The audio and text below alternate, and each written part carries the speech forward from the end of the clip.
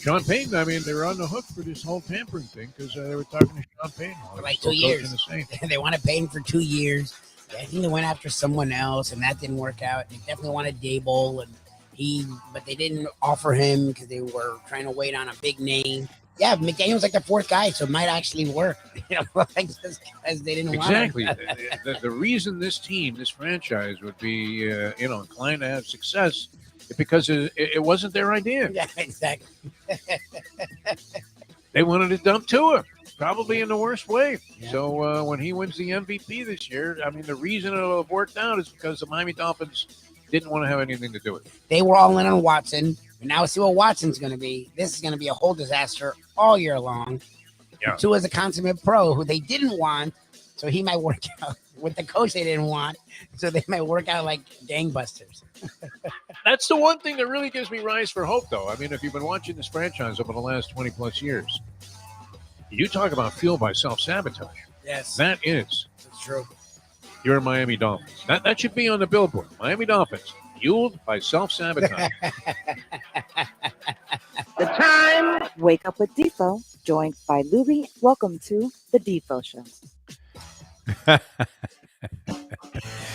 That clip has special meaning for me because I do want that on my epitaph there, right there on the headstone. If I ever decide to go with the burial route, I want my ashes spread at the 16th pole at Gulfstream Park where all my horses died. I think, I'm going to do it at Hialeah.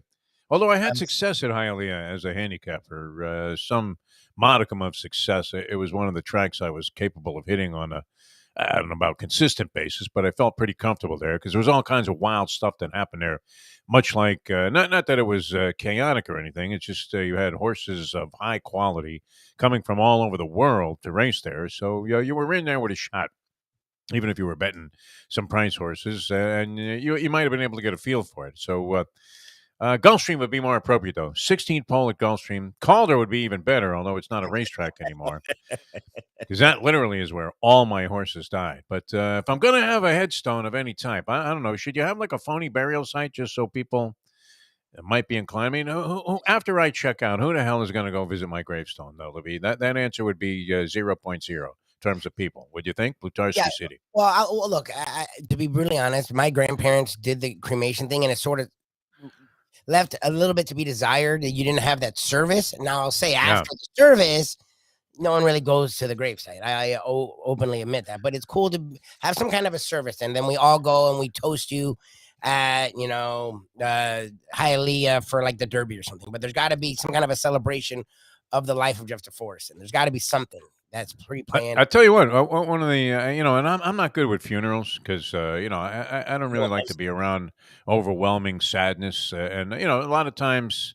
If it was a guy that was a member of any group of people that I'm acquainted with, you would figure the guy would want you laughing at the funeral and say, hey, can you believe Louis checked out? What a great guy, and hoist a few and, kind of celebrate the person's life more so than mourn the fact that they're gone. Now, there are certain situations that are just overwhelmingly tragic where that wouldn't be appropriate. Child dying, things like that. And then people, when they pass away suddenly, I've been to a couple of funerals. I'm just not comfortable in that scene, Lubie. You know me. It's hard for me to be quiet for a few minutes.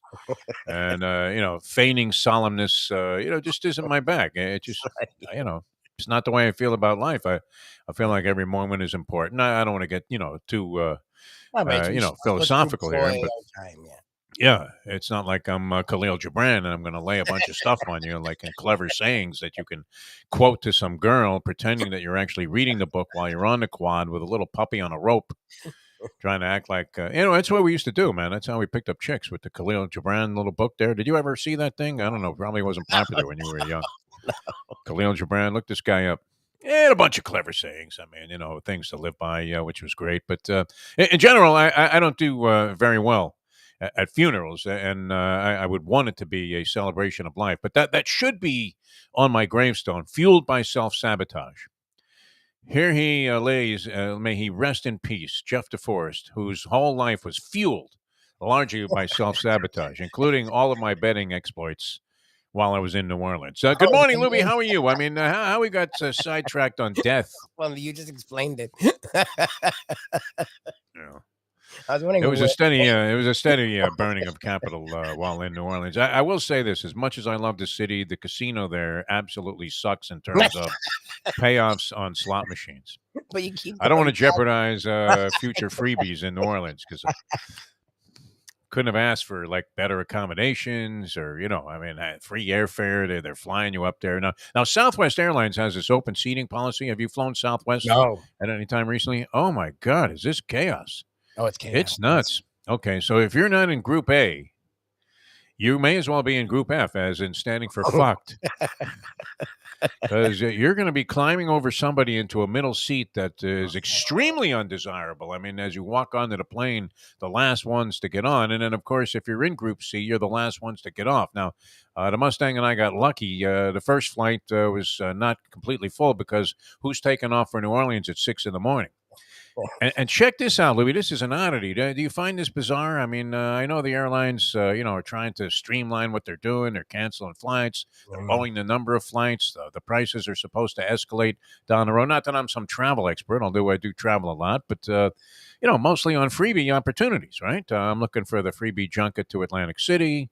Drive up to the Palm Beach airport there. You get on a plane. Everything's all set for you. No hassle about checking in a bag. They don't even put it on the scale, right? It's not one of those deals like at Spirit Airlines where they got their foot on the scale as they weigh your bag, and all of a sudden it's 5 pounds over. Even though you just, now my new thing is to weigh the bag at home. That the Mustang brings out there, yeah. Oh, my God.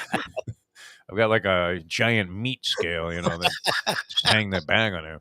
You have a complex now. I don't want to go to the airport and get a surprise charge. Nothing bothers me more than outrageous surprise charges. Like, your luggage is 1 pound over, so it's an extra $50. Yeah. And then they look at you like, you want to stand here and take something out of the bag while all these people are watching you go through your underwear, you asshole? Or you want to just give me the 50 here and a credit card? We'll keep it all quiet and under wraps. Exactly. Well, I don't know. I'm not inclined to do that. Have you ever done that? Started moving stuff out of the suitcase? Years ago. I did it years ago. I was like, when I was like 25, I wouldn't do it now. We look at each other, get really pissy, bitch at them, and then pay them the money. That's it. They got you, man. They may as well have a ski mask and a gun when you check in there. It's like a mob. Like they're blackmailing. Yeah, this bag's a little heavy, huh? You want me to do something about it? Should we open it up right here? Huh? I mean, I don't know what we're going to find. Like you got a dead body in there. You don't want to open a bag. But it's prohibitive. Some of the restrictions that they put on this thing, and the people are ridiculous too when they get to the counter, especially the Michigan ones that actually start going through their bag and stuffing stuff in their pocket. That's not carry-on.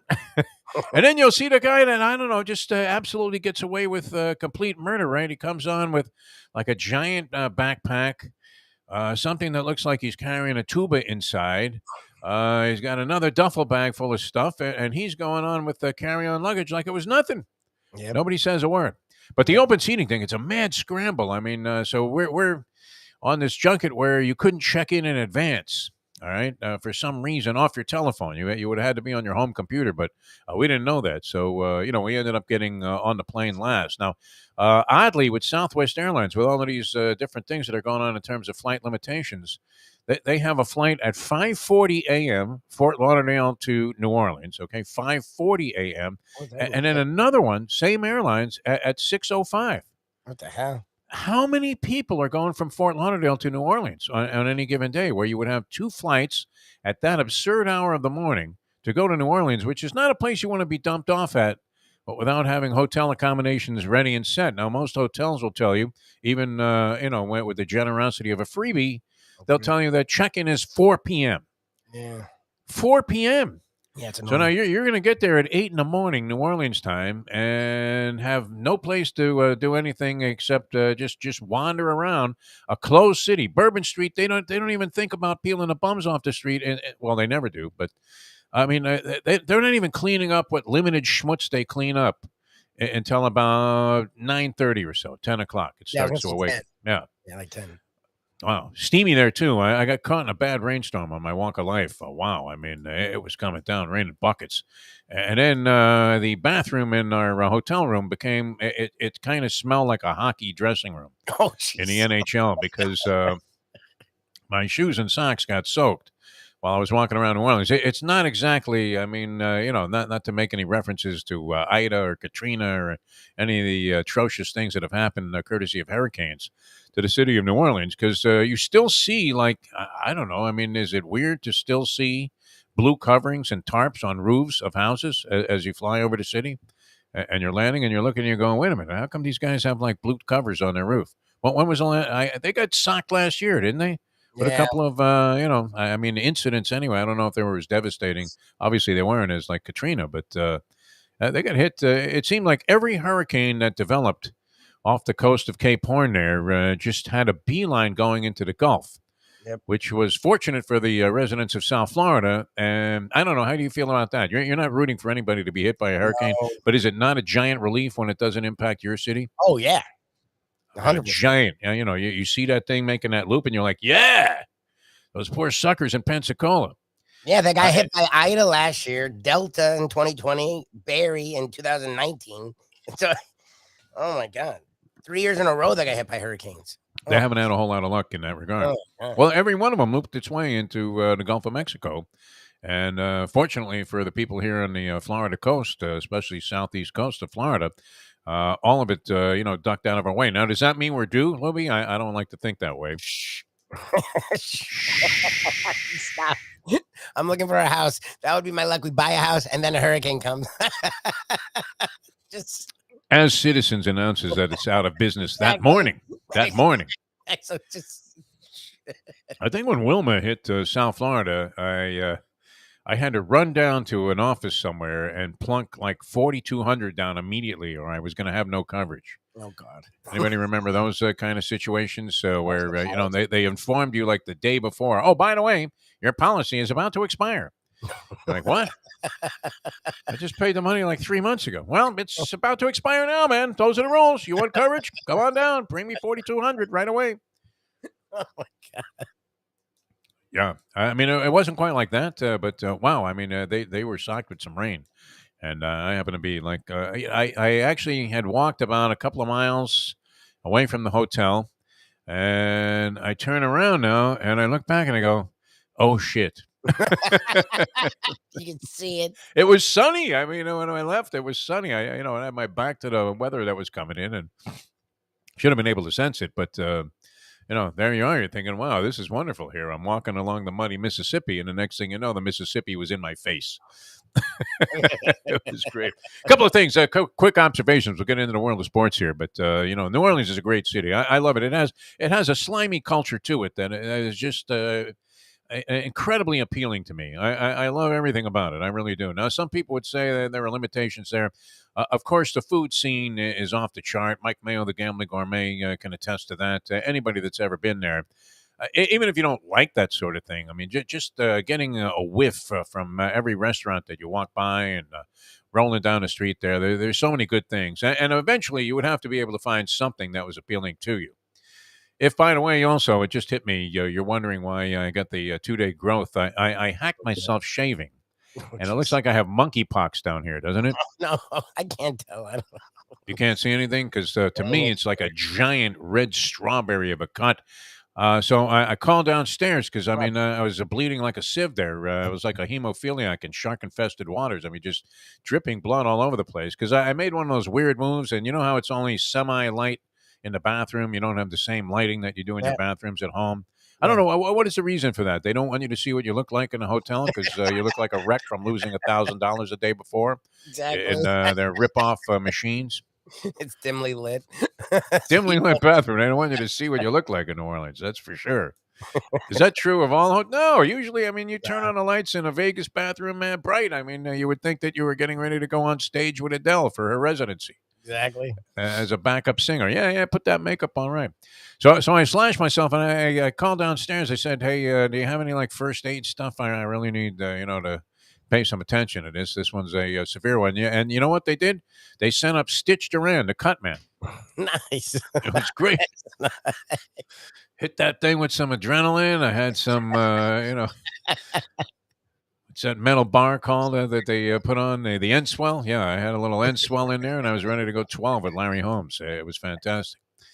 But a good time. A couple of observations, though, real quick. The television, naturally, I always watch TV news, any local city I'm in.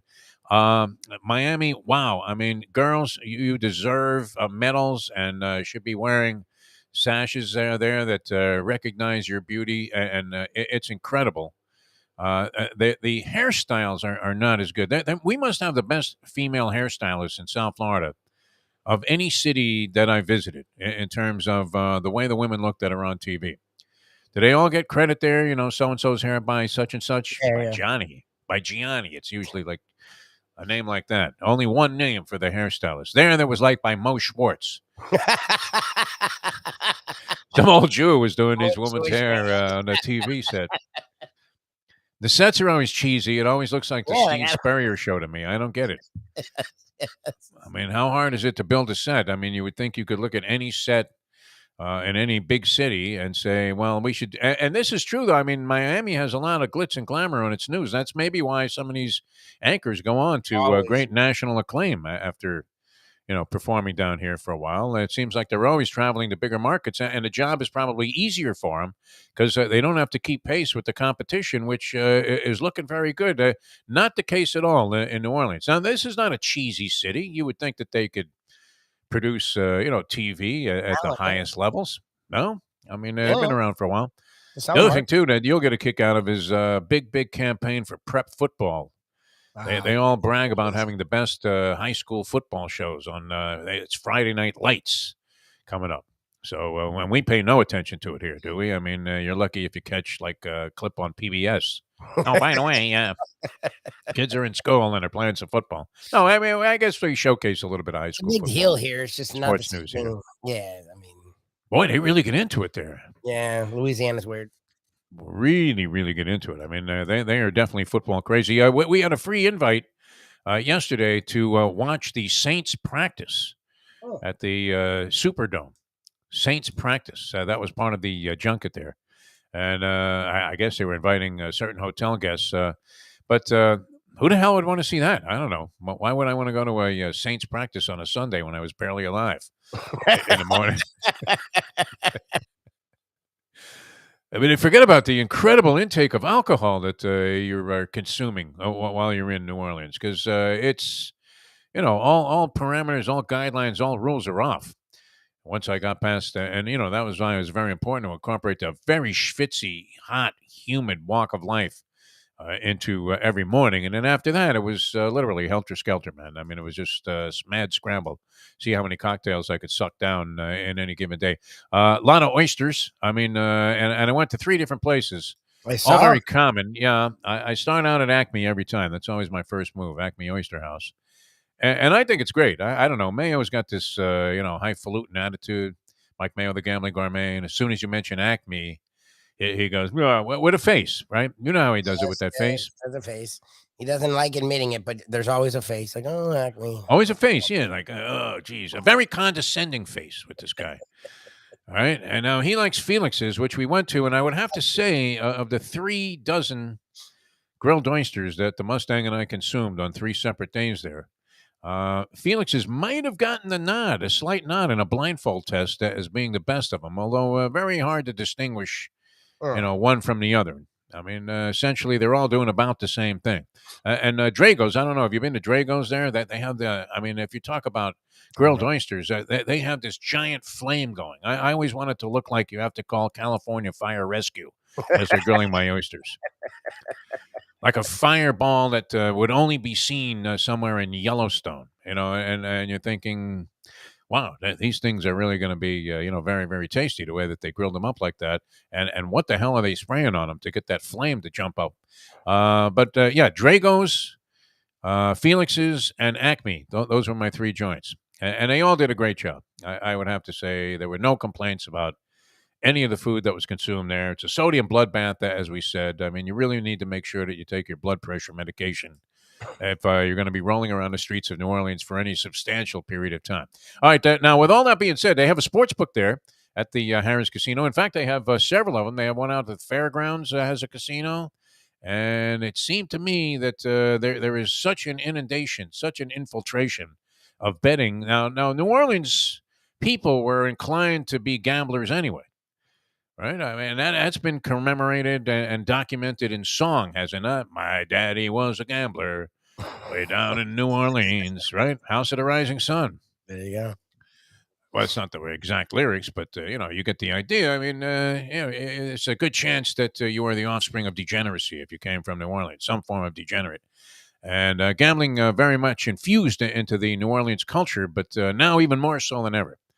So the ads on TV, getting back to the whole TV thing, are only for two entities: personal injury attorneys and degenerate gambling sites. There are no other services, products, goods, nothing that advertises on TV except personal injury attorneys, of which there have to be maybe 3 dozen that are circulating ads on television. Every stinking ad is for personal injury attorney. They must be crashing cars like they were, at the West Islip Speedway in New Orleans.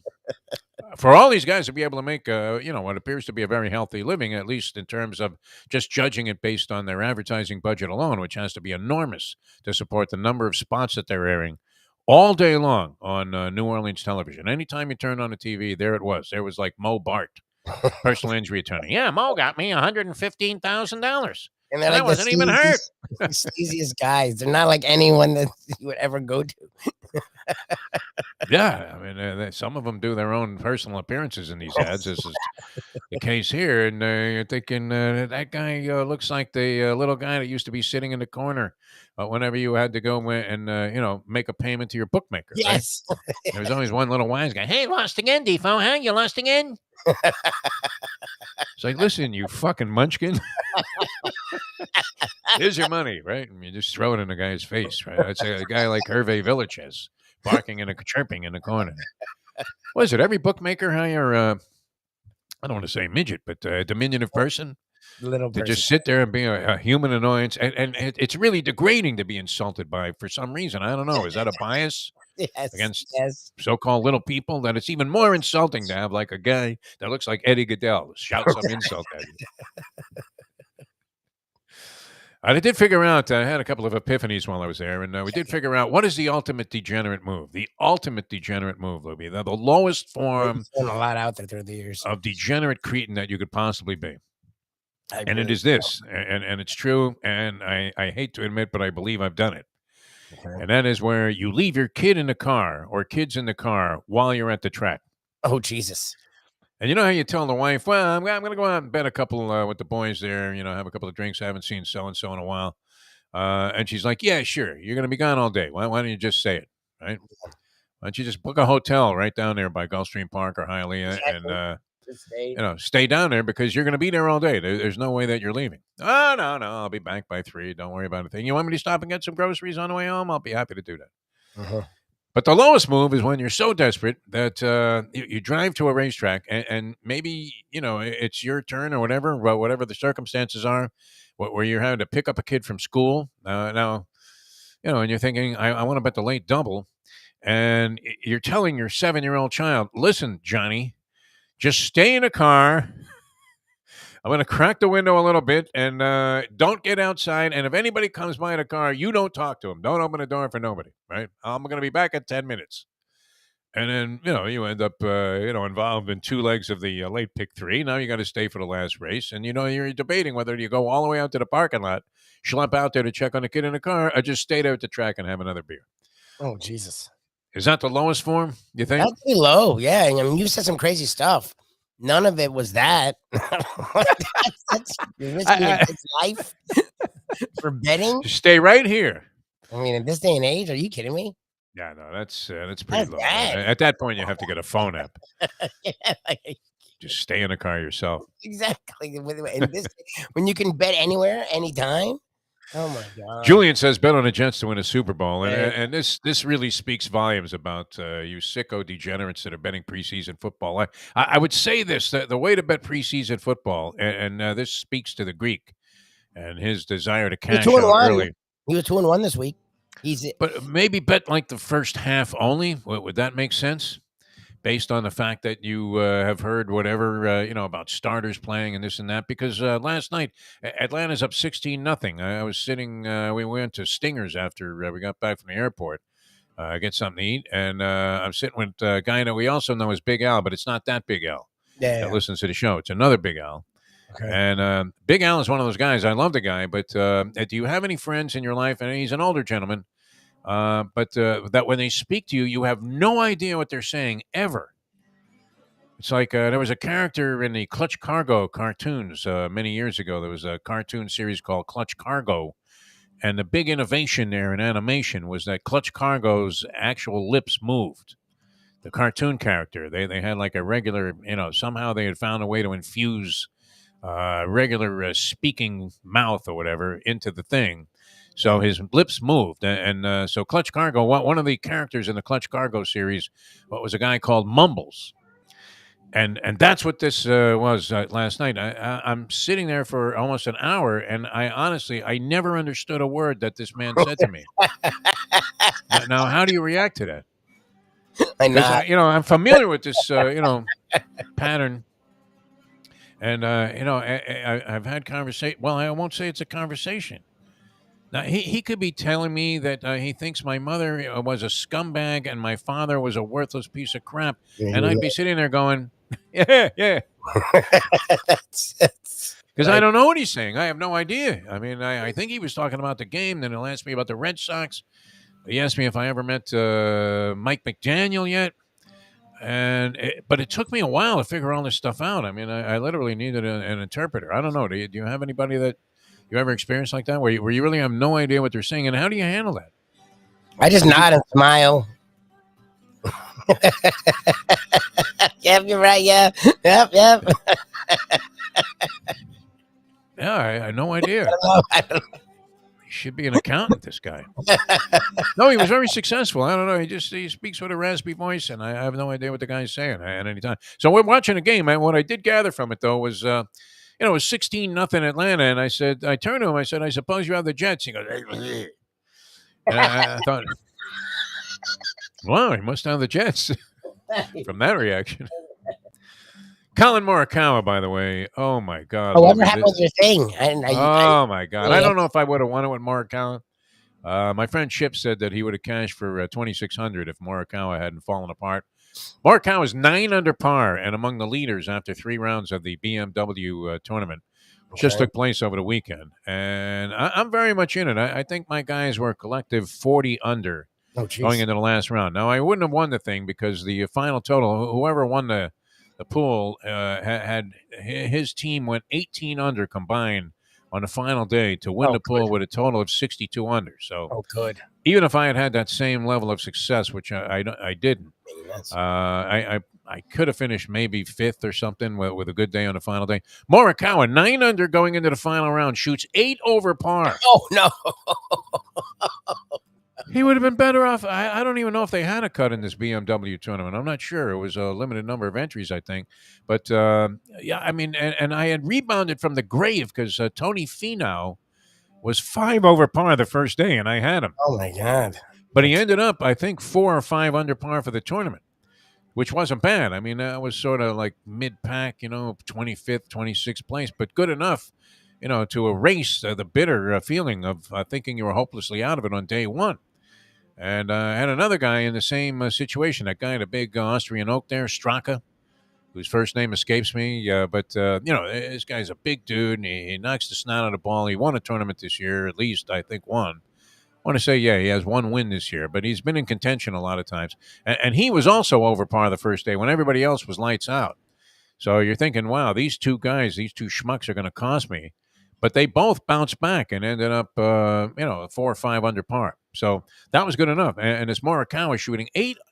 How did he go 8 over par? What the hell did he do? I didn't see it. 8 over par, Colin Morikawa, who missed the cut by 1 shot to cost me the U.S. Open pool, and then, or possibly so. I mean, you don't know if it would have happened, but I was right there. You were killing it. You're killing it, except for this one guy missing the freaking cut. You guys did really well. By 1 shot. I mean, oh, my God, Colin, what happened to you? What's with this guy? 8 over on a day when everybody else is like 13 under par. 8 over. What could he have done? I don't know. Maybe he got hurt. I don't know. Maybe he The was ball, hurt. he must have hit one, a drive right up Monahan's ass. I mean, I don't know. What else could incur enough strokes to be 8 over par on a day where the course was laying down like it was just dead flat? Unbelievable. All right, Dave Hyde going to join us, outstanding columnist from the Sun Sentinel, and we're looking forward to, now that we have this whole thing working again with Jimmy Johnson's Big Chill, looking forward to making a date where Dave can meet us down there with Jimmy, and we can talk about the book Swagger. But Dave, very much in tune with what's going on with the local teams here. Miami Dolphins are the one that's in focus. I didn't get to see any of this game, Lubie. They weren't showing it anywhere, even in the sports book. I don't know. Really? There wasn't. Usually the Raiders would draw some interest, right? The Raiders are a very popular team. And, I would have been curious naturally to see. Tua, you say that he looked okay. But, fine. I mean, he was 6 of 8 for 58 yards. People want to say he sucked. I mean, I don't know how you can suck when you only have 2 incompletions. He made one really nice play. He didn't have Hill or Waddle or Mostert. Gesicki, I don't know what they're doing with him. That's sort of up in the air. Yeah. I mean, he was fine. I think he was in the Bahamas with Tom Brady. Oh, no, he played. He's playing a lot, Gesicki, but he looks like ass. Bridgewater got safetied in a preseason game. That was the difference in the game, right? Didn't they lose by 2? They lost by 2, yeah. All right. So those that were laying the 2 and a hook with the Miami Dolphins in that ball game, no, the Raiders were favored. I think they were favored by 2 and a hook.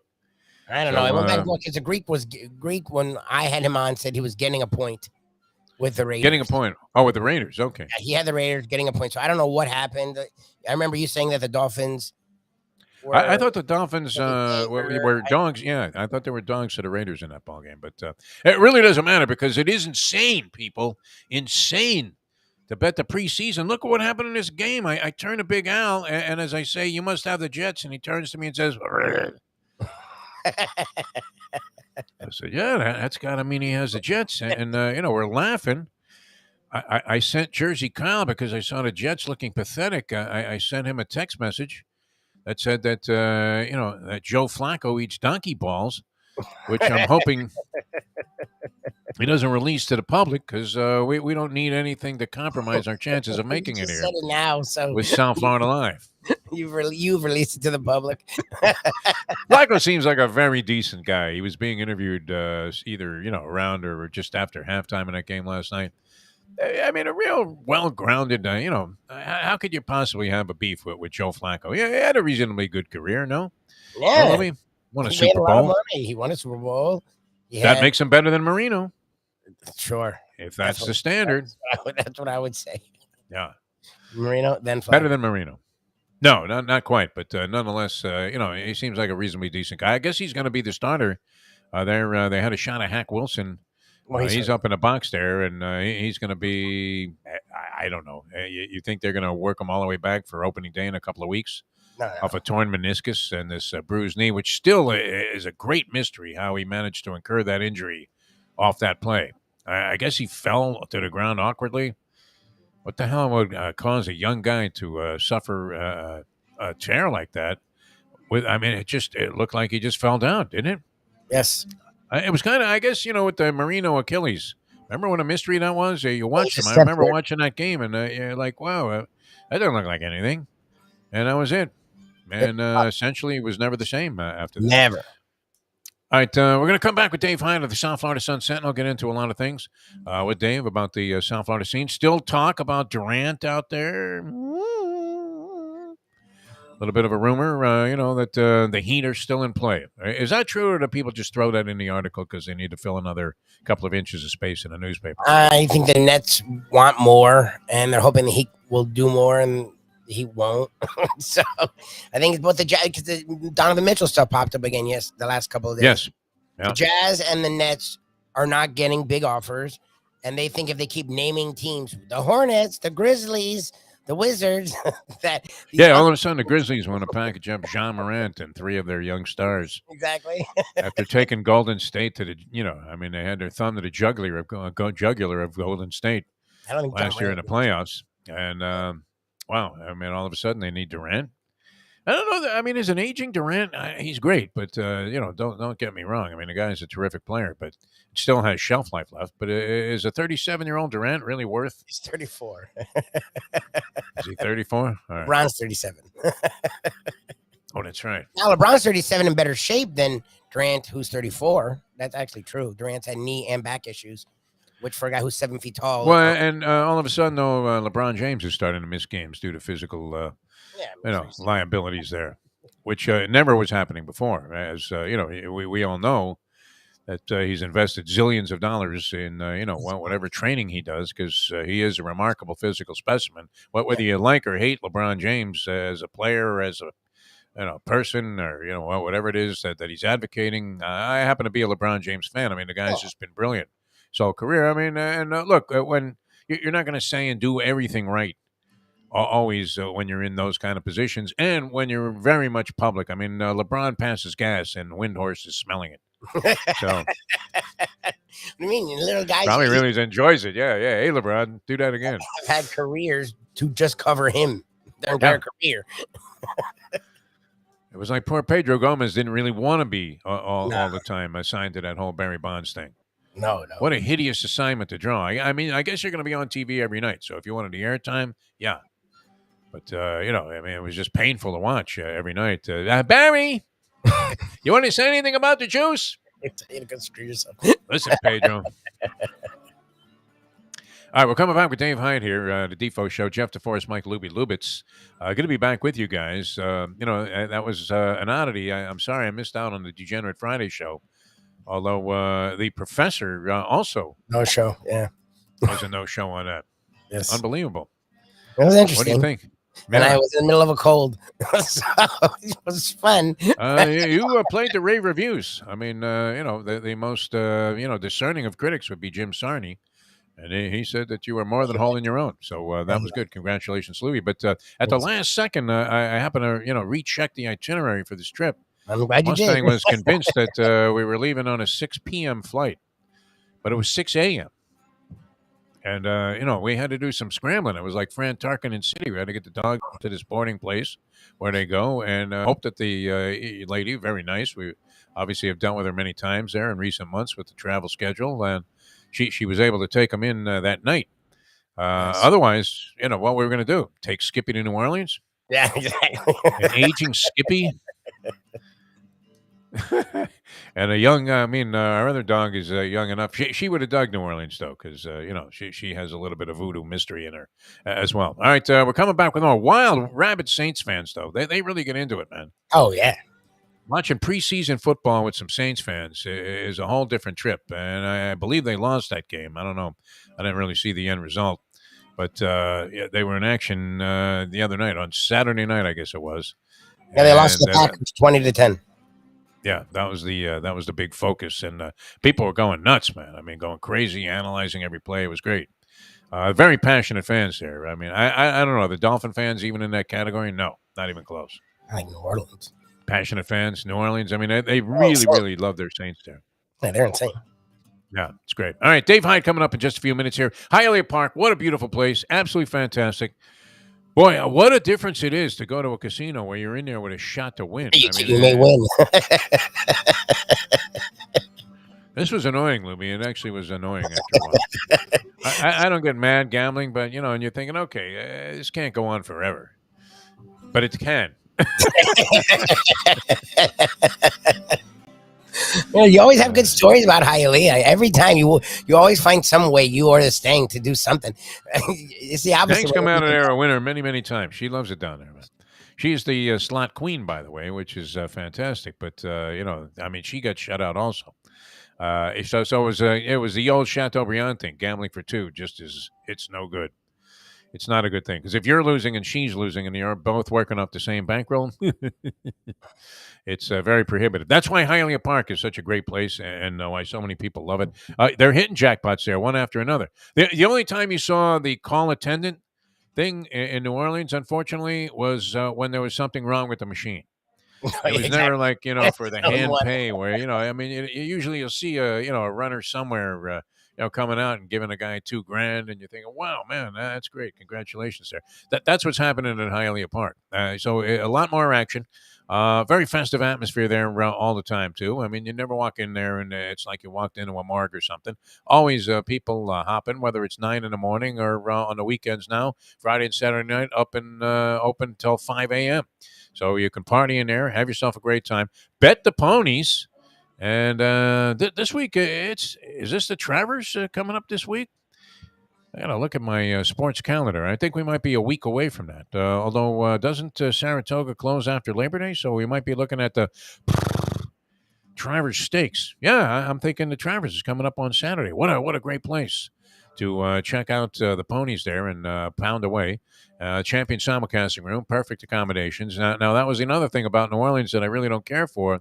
Although this is just a minor degenerate complaint, but for me, it's everything because there's no simulcasting in the casino there. You have to schlep out to the fairgrounds to be in a room there that is not exactly champion simulcasting room. Although, fine, because I don't care. Give me a screen and a betting machine and a beer and I'm happy. But Champions is great. I mean, just you feel like literally. I mean, it's appropriate that it's named Champions because you feel like a champ when you're in there. Fantastic with all the great food and drink that's available, and of course, plentiful betting machines. Don't have to worry about half of them being broken like you do at certain other places, even here in town. And it's just a dynamite place to go and play the ponies. You're going to feel like you're at the track live, and you get that same atmosphere that you would get at Saratoga. And the poker room is always exquisite. A lot of special events at Hialeah Park. Many great things going on all the time. Check it out at hialeahpark.com and make your plans. Clear your social calendar and go to a casino where you have a shot to win. And that is beautiful, Hialeah Park. All right, coming up with Dave Hyde in just a minute here. I'm Jeff DeForest. He's Mike Lubie Lubitz. Back with more here on the Defo Show in a moment. Now that. The time! 7:41. Folks, Tony Segreto here. Let me ask you a question. What do you look for when you go out to eat? Good food, obviously. Friendly atmosphere, not too loud, but good energy, reasonable prices, and a place where you feel comfortable. All those ingredients, no pun meant there, are hard to find unless you're talking about the Texas Roadhouse. You see, they encompass all of those attributes. Really, really good food, amazing atmosphere, good for a family, good for a date, or just a night out for yourself, and prices that will make you extremely happy. Their ribs, unmatched. Steaks, hand-cut every day. Everything, and I mean everything, is made on site, including their incredible bread. It's the one day, folks, that you can forget about low-carb diets. Trust me when I tell you, Texas Roadhouse, your restaurant, your destination when you say, where should we go and eat tonight? From the newly renovated sports bar to the beautiful bayside views captured at the Tiki Bar, Jimmy Johnson's Big Chill has it all. Located at mile marker 104, the Big Chill also offers waterfront dining while experiencing breathtaking sunset views of the Florida Keys. It's simply the hottest spot in the Keys to cool off. That's Jimmy Johnson's Big Chill at mile marker 104 in Key Largo. For more information, call today at 305-453-9066. Recently, we realized it's not just hurricane season that can hurt us. Any time of year, things can happen to your home or business. And the insurance company can be your friend, but they also can be your enemy. Horizon Public Adjusters, Justina Testa, are here for you to help this process go so much easier. Before you call the insurance company, call Horizon Public Adjusters and Justina Testa at 954-809-8752. Would you go into court without an attorney? So why would you go up against an insurance company without Horizon Public Adjusters and Justina Testa? 7 to 10 times more money recovered with a public adjuster than if you went on your own. If there's no recovery, there's no fee. Give them a call at 954-809-8752. Why go up against insurance companies alone when you can have Horizon Public Adjusters and Justina Testa on your side?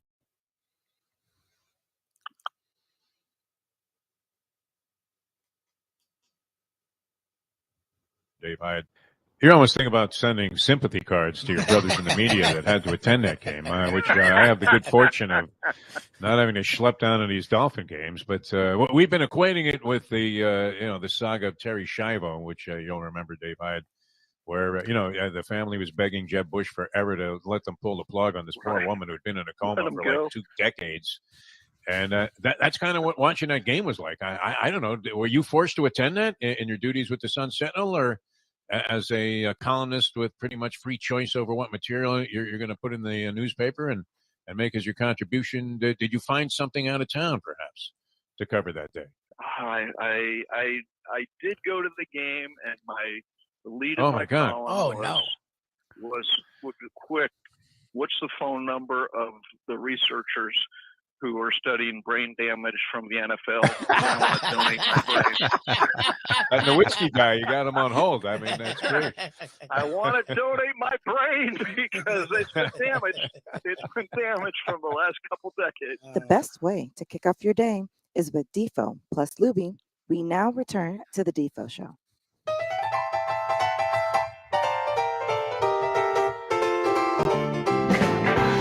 Welcome back to the show. Good to be back with you here on South Florida Live. Jeff DeForest and Mike Lubie Lubitz. And it's always a pleasure to welcome this man to the program here. Provides tremendous insight into all things on the sporting landscape, things about life in general, and has been covering South Florida sports for 30-plus years here for the South Florida Sun-Sentinel as their primary columnist, and still doing a dynamite job and still dissecting the minutia of the Miami Dolphins. Dave, once again, we welcome to the show Dave Hyde. And David, how are you, my friend? I'm doing well, Defo. About ready to start football season for real. So, I'm kind of intrigued by what's going to happen to our two teams down here. Very much so. I mean, as are a lot of people. Now, I'm one of these guys, and I think this is a somewhat common sentiment that we're seeing as one of the common denominators around town, that people in general are rooting for Mike McDaniel, and I don't know that it's quite the same for Tua. I'm not sure what he did to alienate anybody. I guess people don't like being wrong about somebody, so since they're not willing to concede that he's going to be the franchise-saving quarterback we had hoped for, maybe they're reserving judgment or a little bit more critical, but it's interesting because it does seem like people are rooting for what Mike McDaniel is doing to work. From what you've seen, what limited evidence you've seen of his thinking as a head coach, I mean, are you still of the belief that's a strong possibility?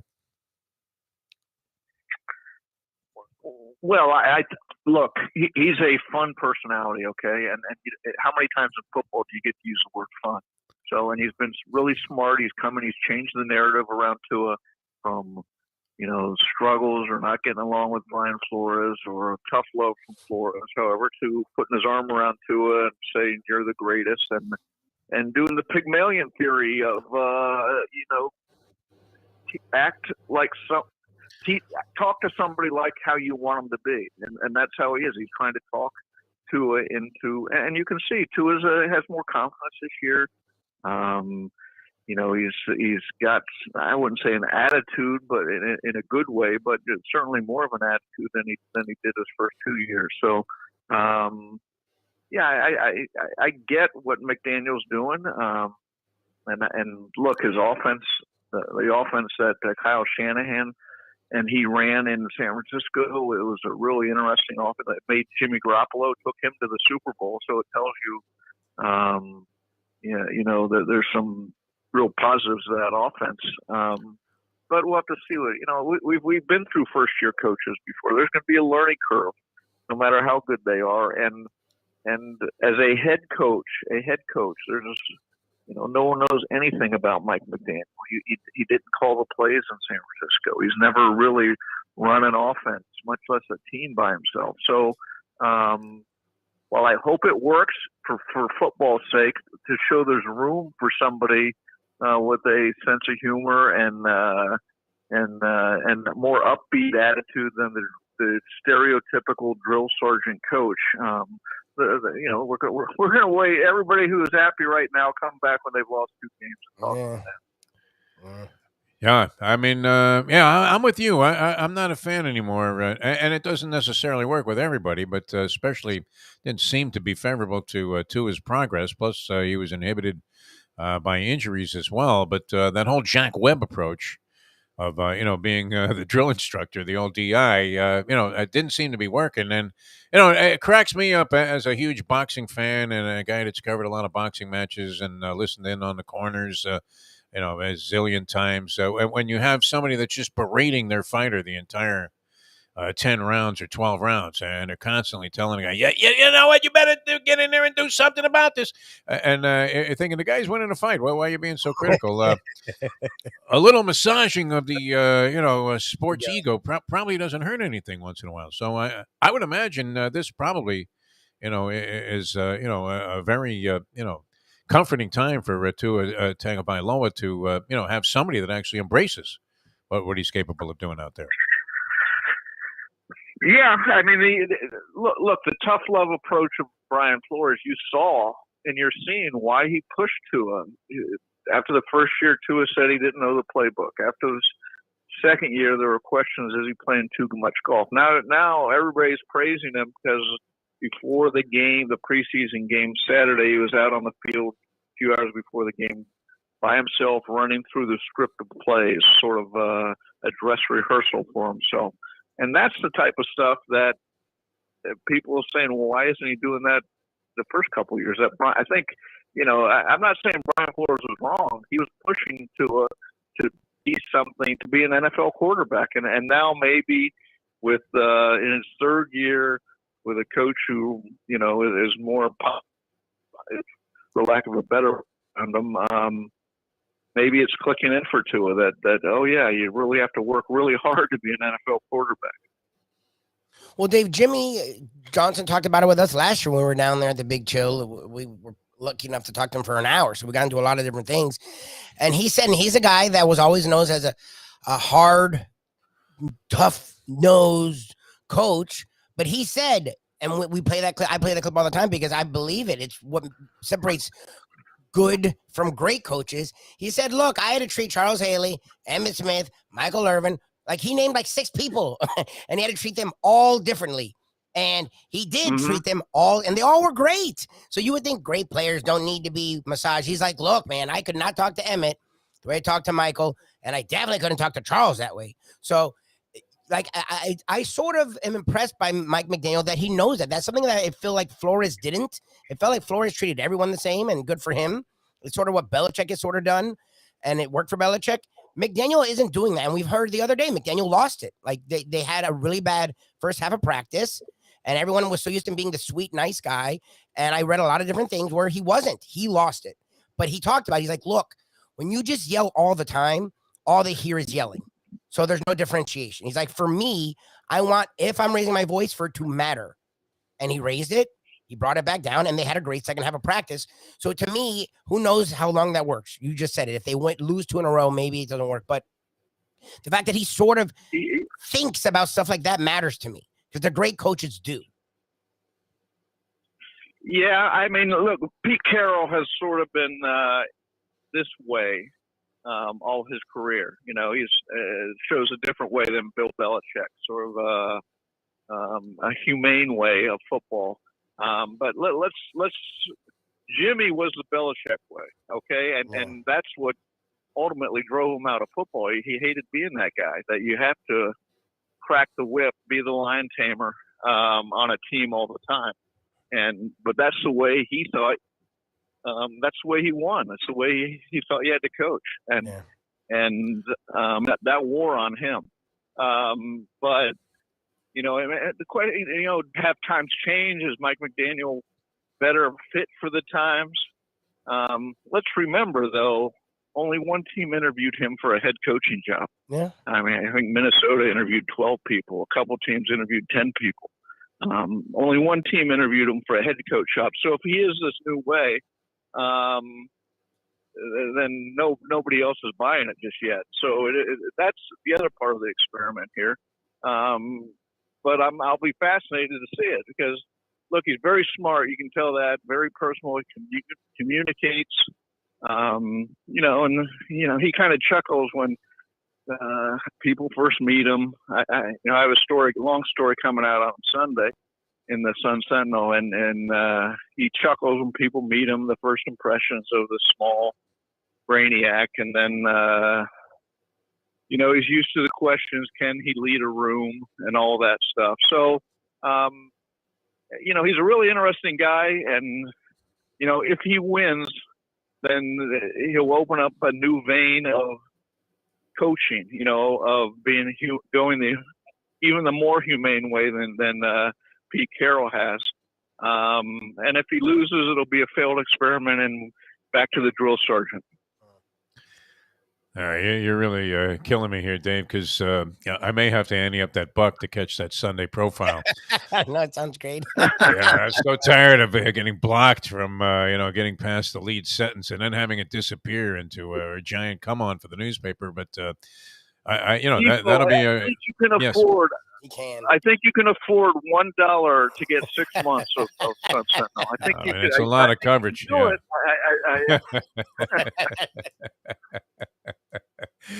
Yeah, it's funny. I don't know what my reluctance is. I mean, I'm handing out $5 bills to these bums that are on the streets of New Orleans, and I'm thinking, this is better than having them sucked up in the slot machines. But this buck, for some reason, been prohibited. But that'll be great, to catch that. Now, what is the team missing by not having Stephen Ross around, or is it addition by subtraction, in your opinion? Or does it matter at all? Does it have any relevance that he was suspended what for does 6 it mean games? if an owner suspended? The suite workers don't fill up the suite with food. I mean, the team really doesn't miss anything. I mean, I don't really. I get an owner being suspended as a statement by the league, but in practical, especially for an owner who Steve Ross lives in New York. I mean, it really doesn't mean much. It means he can't come to the games, is what it means. And he's suspended from league committees too. So there's some residual effect in that, I guess.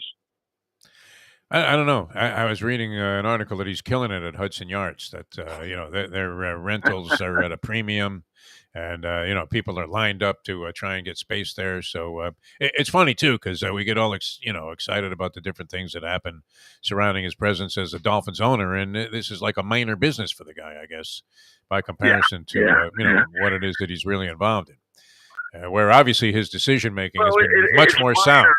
It's minor, but it's for any owner, it's their big on stage in public business. I mean, this is his reputation.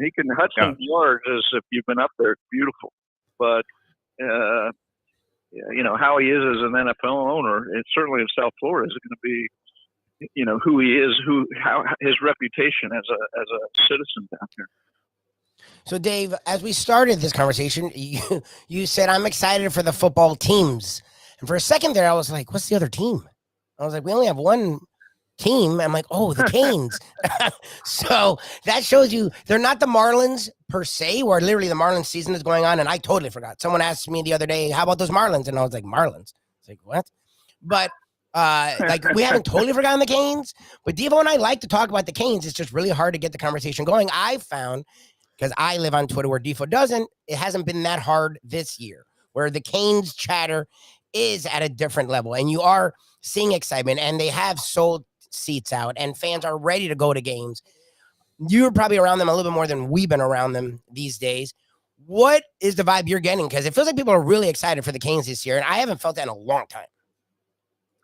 Yeah, I haven't been around them as much as I should either, due to a lot of reasons. But look, the Mario Cristobal era starts, and UM went out and spent a lot of money bringing him in. Not only bringing him in, with the staff, but you look at the staff he put around him. I mean, the offensive and defensive coordinator are one of the tops in the country. If you look at how they're rated nationally, so they didn't just spend money on the head coach. They spent money throughout the program, facility stuff. It is every time a coach comes in, it's a new era, but this is really a new era because Miami's never spent this much money. And then you look at what Mario's done already through recruiting, and it seems like every day they're signing somebody that is on a top list. And so, I'm curious to see what the change brings the first year. They got the one guy you need and a great quarterback, but they're a receiver. They never really were a physical team. the last few years. Can that change?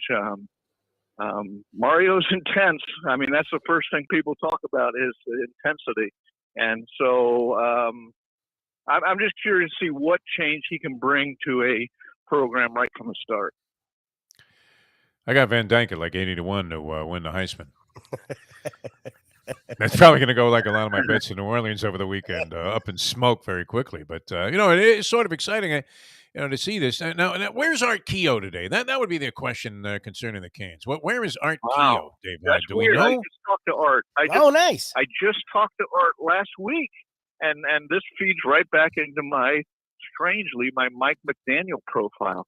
Oh, beautiful. Art Keogh and Mike McDaniel in 2009 and 10 were on the staff of the Sacramento Mountain Lions. Really? I'm sure. Yeah, and the what level of football is that? Football league. Wow. I think it's like the United Football League or something like that. It was Dennis Green was the coach. Jeez. And McDaniel was the running back coach, and Kehoe, obviously, the offensive line coach. And I called up Art Kehoe, who's living in New Jersey now, back in New Jersey, and talked to him about what he remembers of that. So there you go. You come to me. I got all your answers. Art Kehoe. I knew. You can't go deeper than Art Kehoe on me, right? Well, and that's the thing. I mean, I always, had a slight subscription to the theory that the Canes would never be the same since they turned their back on Art Keogh. And didn't they bring him back for a while, and that didn't work either? Because he always represented to me the whole spirit of that Hurricane. I mean, as much as Jimmy was there and Dennis Erickson, of course, Butch, and, before that, Howard Schnellenberger, you thought, wow, Art Keogh is really the common denominator to all of this greatness that took place. And he really embodied the whole spirit of that Hurricane football program. He did. He played under Schnellenberger, then he was a coach through Coker, I'm guessing. Oh, yeah, Larry Coker. I left out the brilliant Larry Coker. I remember a couple regimes. I remember a couple regimes, or certainly one regime, when they were leaving, and he was like, "Get them out of here! Get them out of here! We just get them out of here! We need to bring in. We're ready to start again." Oh. He was a Cane. You're right. The common denominator for a lot of success, or he was there for a lot of success. No doubt. All right, Dave. Lubie mentioned it, and we always appreciate you taking time to be with us. But is there a postscript? Is there an epitaph that we write on the Marlins organization? Because wow, I mean, and where do we stand? I mean, with the continuing. I know Mattingly, or at least I read that he had an option picked up for next year by the Marlins, and I can't conceive of the Marlins paying two managers at the same time. The status of supposedly their financial wherewithal. Kim Ng, took a swing at a bunch of stuff, and all of it seemed to bomb. So where do we stand with the Marlins? And is there any chance that, that this might have been an aberration this year, that they went backwards so far, and there's a platform, a springboard for some success, or are they just dead in the water right now? They're dead in the water. Wow. All right. That's encouraging. This is the fifth year of their 5-year rebuilding plan, and look at them. Yeah. Look at them. They have the worst outfield in baseball. They look. They have great pitching, great starting pitching, and that would carry if you just had an average team the rest of the way. It tells how pathetic their decisions on bringing in everyday players, their lineup, and just in the past year, their free agent decisions bombed. Their development, the guys they drafted to be everyday players aren't working out. I mean, it's a mess. They're a mess right now. They're coming out of a rebuild and about to go into another rebuild. It's a perennial 5-year rebuild for them. Will Miggy still be our shortstop 5 years from now? I love Miggy. I know I do. I love Miggy Rojas, but wow. Come on. I mean, I will say this: people, you mentioned Mattingly. To me, he is the stabilizer, the professional stabilizer. It would just be a complete mess if there wasn't somebody like Mattingly in there, if the way I look at it. And you can say, well, they just need to change for change's sake, maybe, but he helped push them to the edge of a playoff thought the first half of the year, and right then they needed the owner to step in and make a few moves to help them, and the owner didn't, and this is where they're at. I mean, they have such a meager lineup that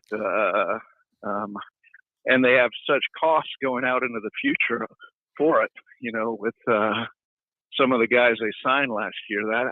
They're strapped again this offseason. Such ugliness, my friend. Such ugliness.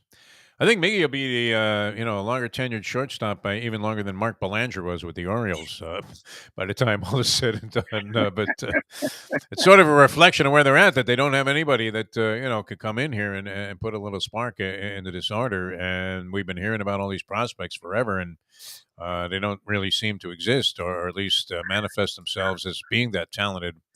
Once they get here, they all seem to go bust. All right, Dave, always a pleasure. The book, Where Do We Stand? And we're back in tune with Jimmy Johnson's Big Chill down there, so we're going to be heading down there for sure. And it was mentioned that we would like to do a show promoting the book when it comes out with Jimmy, and of course, you would be a central piece of that program, I hope. So hopefully we can make those arrangements. But yeah. What's going on? What's the latest? The book, you can pre-order it, and I'm sure you've pre-ordered the book Swagger, and it officially comes out in November. Okay. So that'll be the big gala. Jimmy's going on Good Morning America, and he's obviously on his studio show, and Jimmy and I are going to book fair, Miami Book Fair, and going to do a Q&A and talk about the book before, I think, about 800 people, and so it's ramping up. My work's done, the writing's done, thank God. So it's just fun and games from here, hopefully. How do you feel about it? I mean, when you finished popping that last word into the typewriter, the old Royal, manual, how did you feel about it? I felt, well, I hope I did my best. I hope it meets everybody's. Jimmy likes it, which is the number one. That's big. Yeah, that's big. So there's a lot of fascinating stuff in it. So we'll. All right. So he didn't fire the script at your head and ask you to get down and give him 20. Yeah, get down to the Big Chill and talk to him about Swagger. Well, we hope you'll accompany us, because I mean, holy Dave Barry, you're doing a book fair here in Miami. We're going to have to attend that one, Dave Hyde. That's going to be great. Yeah, that'll be. I think it's must be like November 19th, somewhere in that week, the Thursday of book fair. So it'll be fun. All right, sounds good. Dave, always a pleasure, my friend. Great insight, as always. And I don't know. I really haven't been able to formulate much of an opinion about any of the preseason, because it seems like, I don't know that we should have attached any meaning to it before, but it's far less structured than it's been when they had the 4 games. And, there was some kind of pattern to the way that teams approach these various games as they, went through them. Including week number 3, which now is a meaningless week, whereas before it was going to tell you everything you needed to know about your team in a regular season. So good stuff. And as vague as it is, you managed to give us some great interpretation. So thanks so much for being with us. And I'm going to take that block off and put down the Buck on the Sun Sentinel, read your article about McDaniel. And of course, well, we still haven't pre-ordered Mike Westhoff's book, which he was asking us to do for the last year. So you're second on the list behind Westy. Yeah, you're somehow I think next time I'm on here, you'll be talking about ordering the Sunset again. But that's just me being the cynic, Thanks, David. Oh, you don't have like some kind of gratuitous subscription you can hand out to somebody? I mean, you don't have any pull there? It's $1. No? If it's not free, it's not us. Yeah, I hand out subscriptions to the homeless. Yeah, exactly. You're the best, Dave. All right. I could have been a subscriber for the next 30 years. All right, thanks for being with us. Appreciate it. It is weird. How do you feel about that? Now Panhandler comes up to you, and you just, I'm very sympathetic to homeless people. I really am, because you're thinking that no matter how much people are bitching about their lives, right? I mean, even though getting wiped out gambling, I'm still coming back to a place. I walk across the street to the beach. Live here in poor man's paradise, South Florida.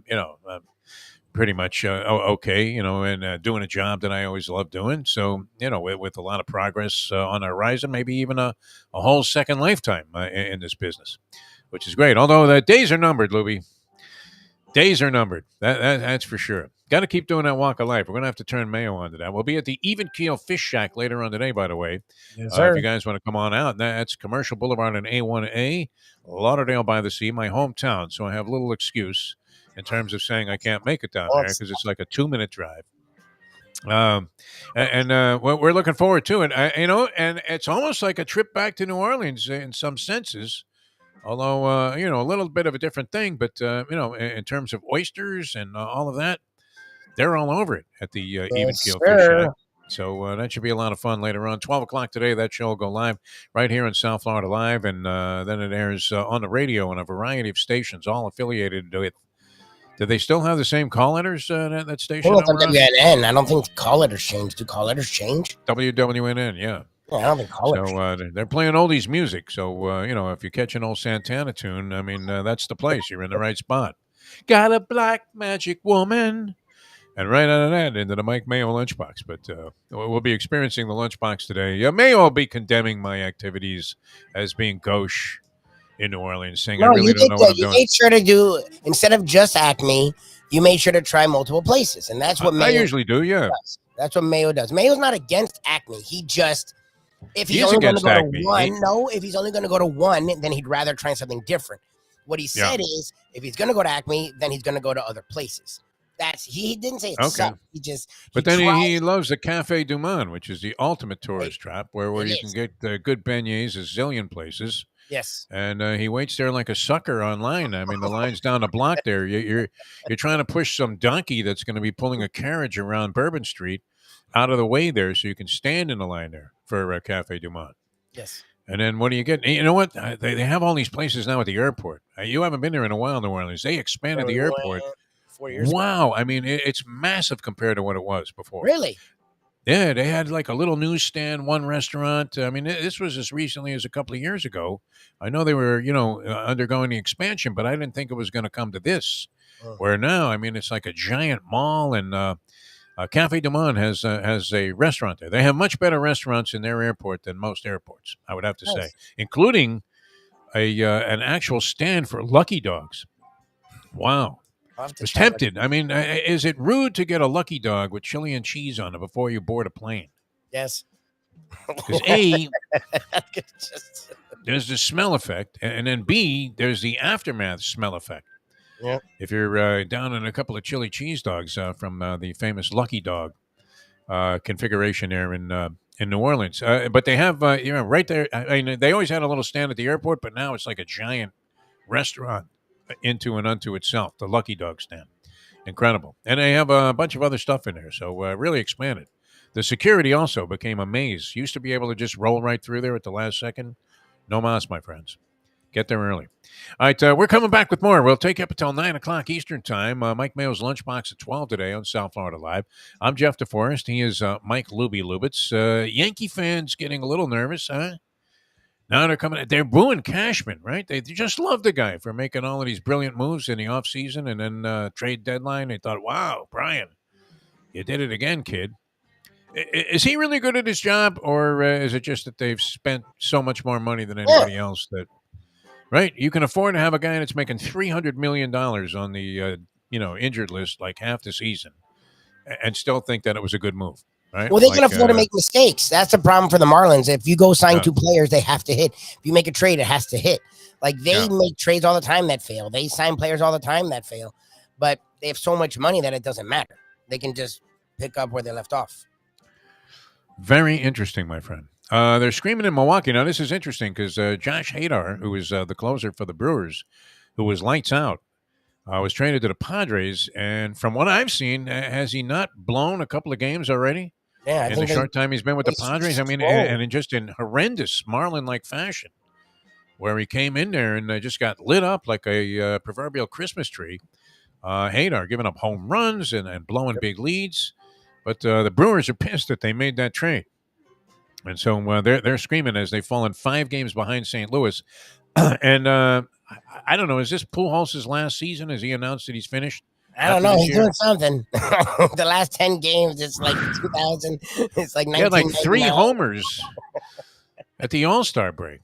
Right? They gratuitously put him in a contest there. And, he's been an admirable player. But you can't tell me that there isn't some Victor Conti type of thing going on right now with Albert Pujols. So all of a sudden is on a surge while Aaron Judge is in a slump and has put together like 2 home runs in the last 20 games. Pujols is hitting 1 or 2 every night. Trying to zero in on, I'm hoping he makes it. I don't know that he's going to make it to 700. That would be a nice milestone, would it not? I think to hit 700 career home runs, it's still a big number. No question. Juice or no juice.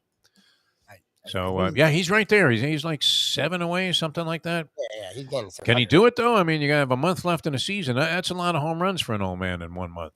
Not the way he's going right now, though. I was going to say. Are they doing the old day? They accused Al Downing for years of lobbing one in there on purpose so that Hank Aaron could hit 715, which Downing bristled at the notion that he lobbed one, deliberately just grooved a pitch. So, I mean, he did not want to be on the other end of infamy, Al Downing. As I made some reference to it, me with my stupid joking style. I figure I'm going to ingratiate the guy into the interview and the conversation here by just throwing a joke out there. And I said, so, Al, tell me the truth. I've always been a big fan. I loved you when you were number 24 for the Yankees. Little Al Downing was one of my favorite pitchers. He goes to the Dodgers and has a 20-game winning season when it was thought that he was finished.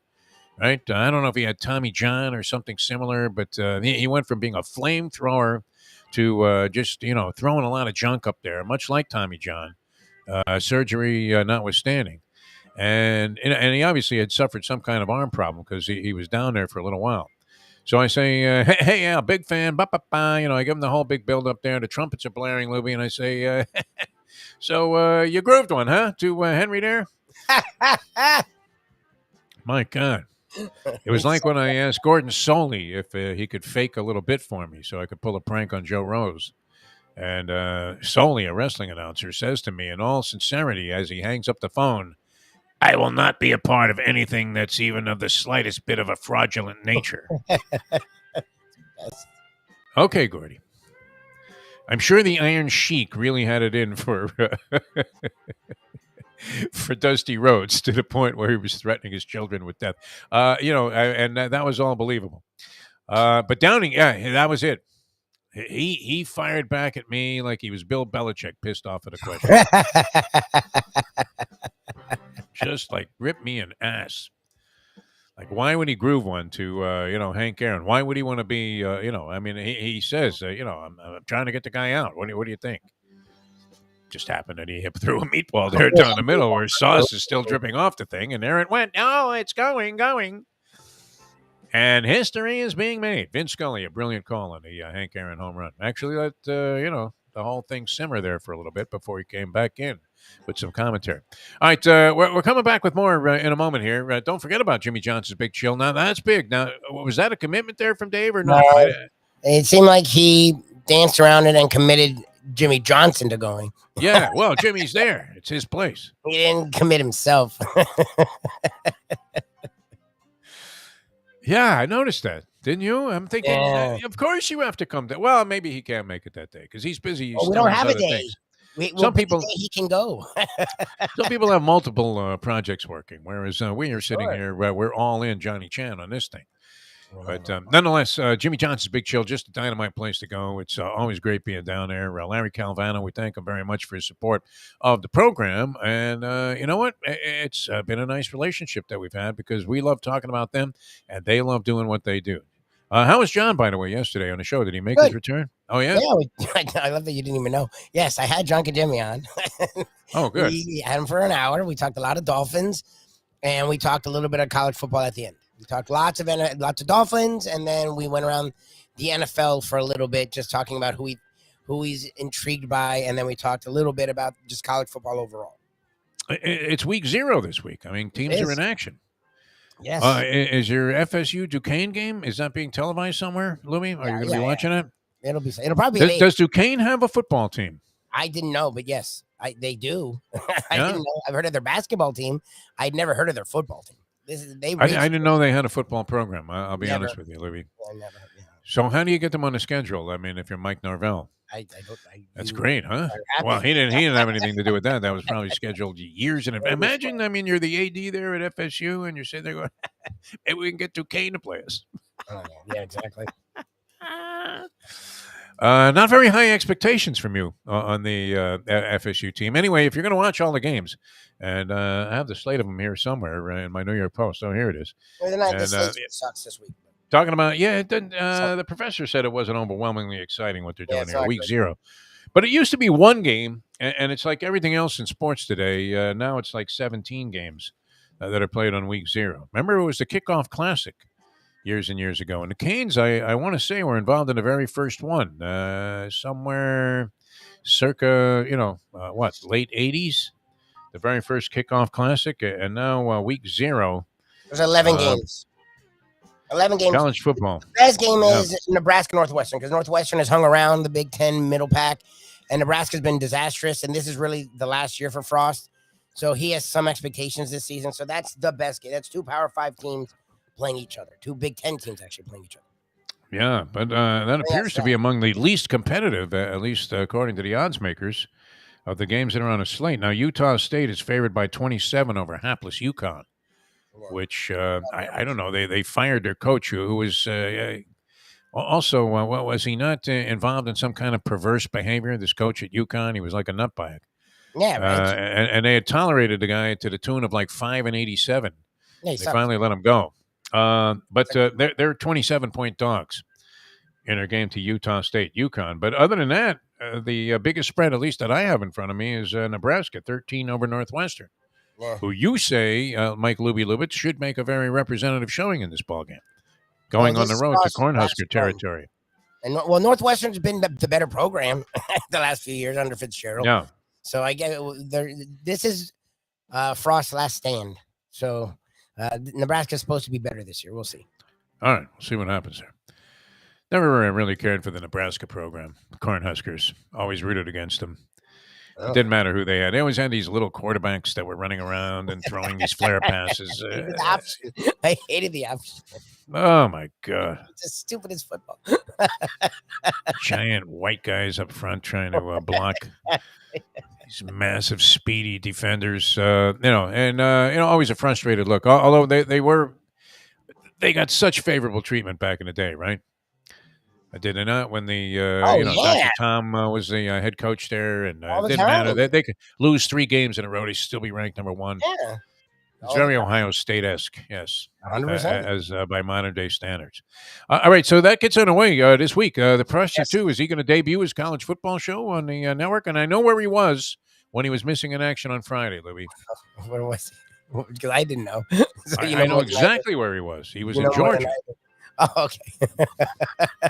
Why? Secretly attended the Affleck J-Lo ceremony when they got married on Affleck's 87-acre state in Georgia. You don't think the professor was there helping celebrate with his boy Ben? I believe he was. What else could keep him from doing a Degenerate Friday? Certainly not any form of inebriation. Or turning in late the night before. There's no way he would miss it. He loves it. Had to be at the Affleck wedding, no? And ashamed to admit where he was, because once we realized he was in Georgia, what other reason would he have to be there? To go watch the Falcons train? I don't think that makes a lot of sense. Explains it all. To check in on the Bulldogs, see if they're going to have a shot this year at another championship. I know. It does seem like, Friday. And I'm hoping he'll have some kind of college football play, and we're still working out when he'll start his own program here in South Florida Live, hopefully next week. I'm hoping he has one of those Bennifer napkins from the ceremony. I'm going to ask him. Right? You have a couple of cocktails there with J-Lo. Ask her how Ben is in the sack. I'm not sure what he did. But he was there anyway. He'll also join us down there at Jimmy Johnson's Big Chill because he has gourmet tastes in food. Owns a restaurant. Mike Mayo should be coming down there to try. I mean, how do we not have Mayo after all this conversation over the last couple of years? Not have him try the Italian fisherman pizza. I know he has to. If he makes a face about that in front of Jimmy, I know we're not trying to influence him to be, non-discriminating about things, even if it involves a sponsored, a food menu on the air here. But I think he gives it a giant thumbs up. No, even Mayo. I have no concern about any of the food there. No. Mayo will love it. I've seen him eat Skyline chili, and like it. So that's true. Yeah, anything we eat there would be like the greatest thing. He gave Skyline chili 3.5 stars. Mm-hmm. Unbelievable. We were seeing stars after exactly eating that stuff. Sarni couldn't even find his car. I mean, he was just like, wait a minute. What are those things called? The little weenie hot dogs that they have? Oh, God, I don't remember. Yeah, what are those called? I forgot. I know what you're talking about. I don't remember. Who wants to know? Maybe Joe Burrow was eating there, right? It was interesting. They had a shot of the Cincinnati Brain Trust, and they're all eating Skyline chili as they're discussing various players. And you're thinking, no wonder they lost that Super Bowl. What if they stopped there on the way to the game?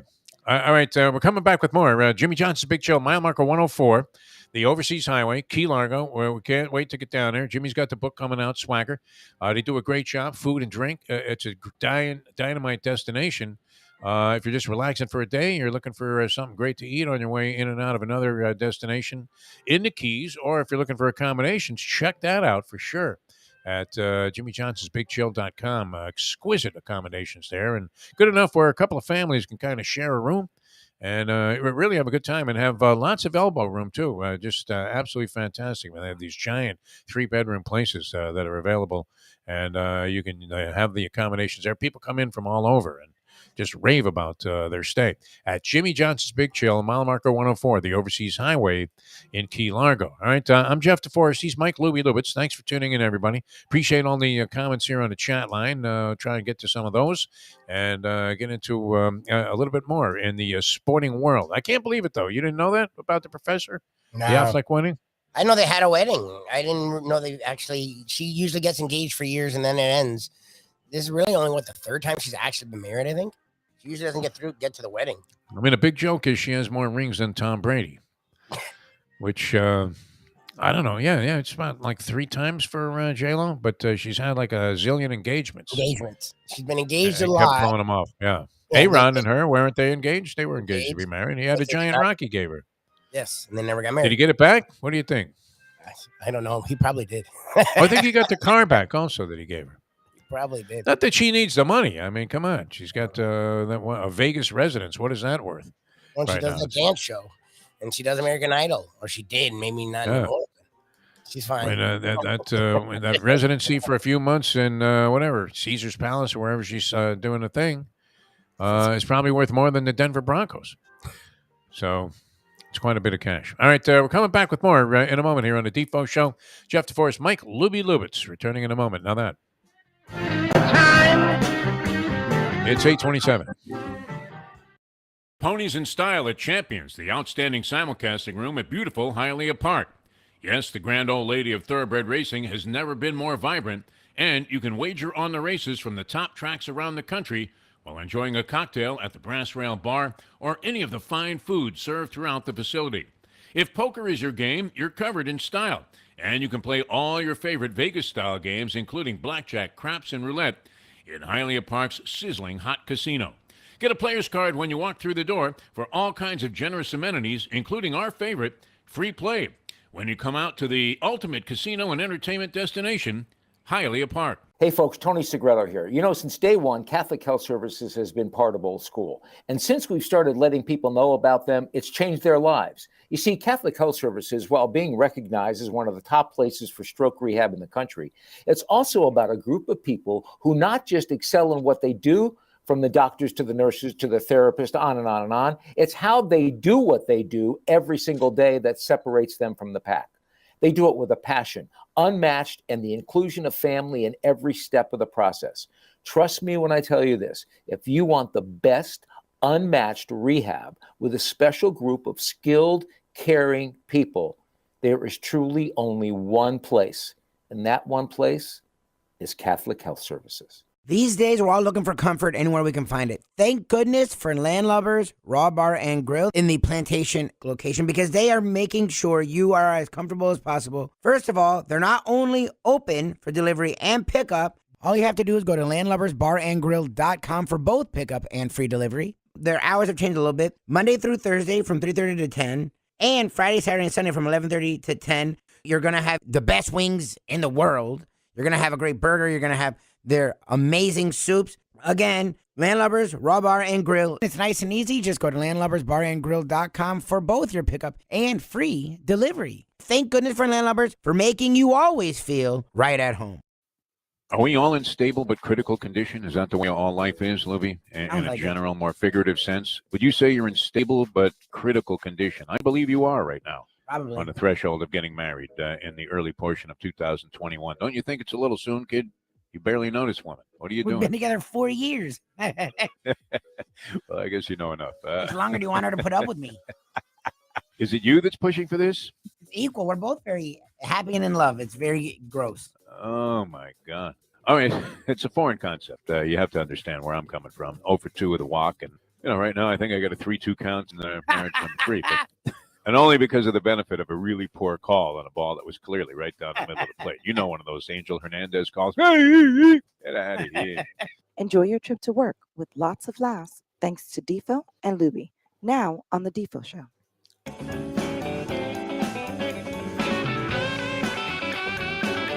There's always this debate there that you can lean on if you're doing sports talk shows and you run out of material. And that is, what is the best time of the year in sports? Are we coming up to it? Is it the fall when you have Major League Baseball coming to a conclusion with the postseason, very meaningful as compared to, say, spring training and or any portion of the regular season? And the playoff games, tend to be very, very dramatic.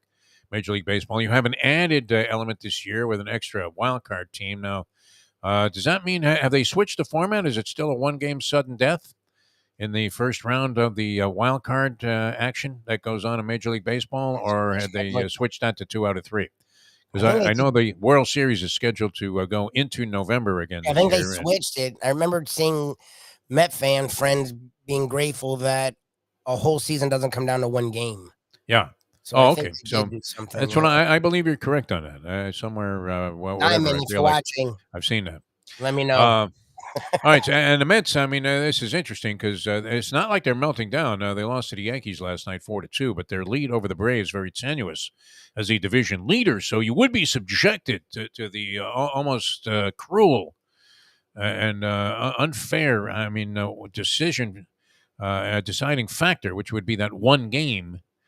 And as the wild card team, maybe you would have the better record, so you would have a home game if you were the New York Mets. But they do lose to the Yankees, and the Braves pull out a 2-1 victory. So they're within 3 of what looked like an insurmountable lead just a week ago. It was looking like the Mets were going to run away and hide. They took 3 out of 4 from the Braves and ended up with like a 6.5 game lead. All of a sudden, that's dwindled down to 3, Lubie, without the Mets really falling off the winning pattern so much. So that's interesting. Yankees seem to be pretty well secure, although 8 games. Tampa Bay, how the hell did they do it, man? Tampa Bay, right in there again, second place in the American League East. Again, they're the opposite of the Yankees, where they don't have room to fail, and they don't. Yeah. They are very aggressive in getting rid of players and very aggressive in bringing in players. They draft well, and they move players perfectly. The Marlins, but that's the thing, is not everyone can do it. Like the Marlins were trying to be that thing. Not everyone. It takes a lot of skill to do that, and we've seen the Astros, and we've seen the Dodgers, and the Cubs, and the Red Sox at times do it. The Rays have done it longer than any of them with less money. Oh, by far, yeah. I mean, it's a different category. I mean, you're talking about teams with major payrolls versus the Rays, who still may have, surely they're among the lowest payrolls in the major leagues. It may not be the absolute lowest, but the Marlins actually emptied out the saddlebags a little bit and ended up with nada senor. Just unbelievable. Yeah. But the Rays, should be considered one of the all-time great organizations in all of sports, in spite of the fact that they deal with obstacles. I mean, that place is a dump. that stadium. Now, I'm not a big advocate for the public spending money to go ahead and, be a panacea for success for failed franchises who have made their own series of bozo moves, obviously, to get to this point. Or maybe, I should have never transpired in the first place. Although, here were the Rays in the World Series not long ago. Now, that being said, people will throw back, well, the Marlins have 2 World Series championships. They do. But zero success aside from that. 0 point. I mean, sub-zero success aside from that. Whereas the Rays somehow, in a much, I don't know, would you have to say, obviously the Braves went through their rebuild and have been dynamite ever since. Yes. The Mets have been trying for, it seems like the longest time to want to be contenders, but until Steve Cohen came in there and started spending massive amounts of money, they weren't going to get there with the Wilpons in charge. Will Bonds. Will Bond is the announcer. Will Ponds were the guys that got busted out by Madoff. Yeah. Yes. I thought I saw one of the Will Ponds in that canal at Broken Sound when we were up there covering the golf tournament, face down outside of his place in Boca. Just body recoveries. I mean, take him out. What? We're empty? So this Cohen came in and he started unloading all kinds of cash, including for Lindor, who I guess, earlier in the season didn't look like much of a bargain, but he's up there among the RBI leaders. And I believe his average has surged to, a much more reasonable level, especially in light of the fact that he was hitting like 230 something for most of the first half of the season. Is he up to like 270, somewhere in there? Because it's hard to advance your average 40 points. After having as many at-bats as he did in the early portion of the season. His average right now is 273. That's really quite a remarkable recovery because he was hitting like 230 around the All-Star break, wasn't he? Yeah. I mean, they were considering him being an All-Star, and I thought, wow, what All-Star shortstop is hitting 239 unless you want to give a token appearance, to Eddie Pursue.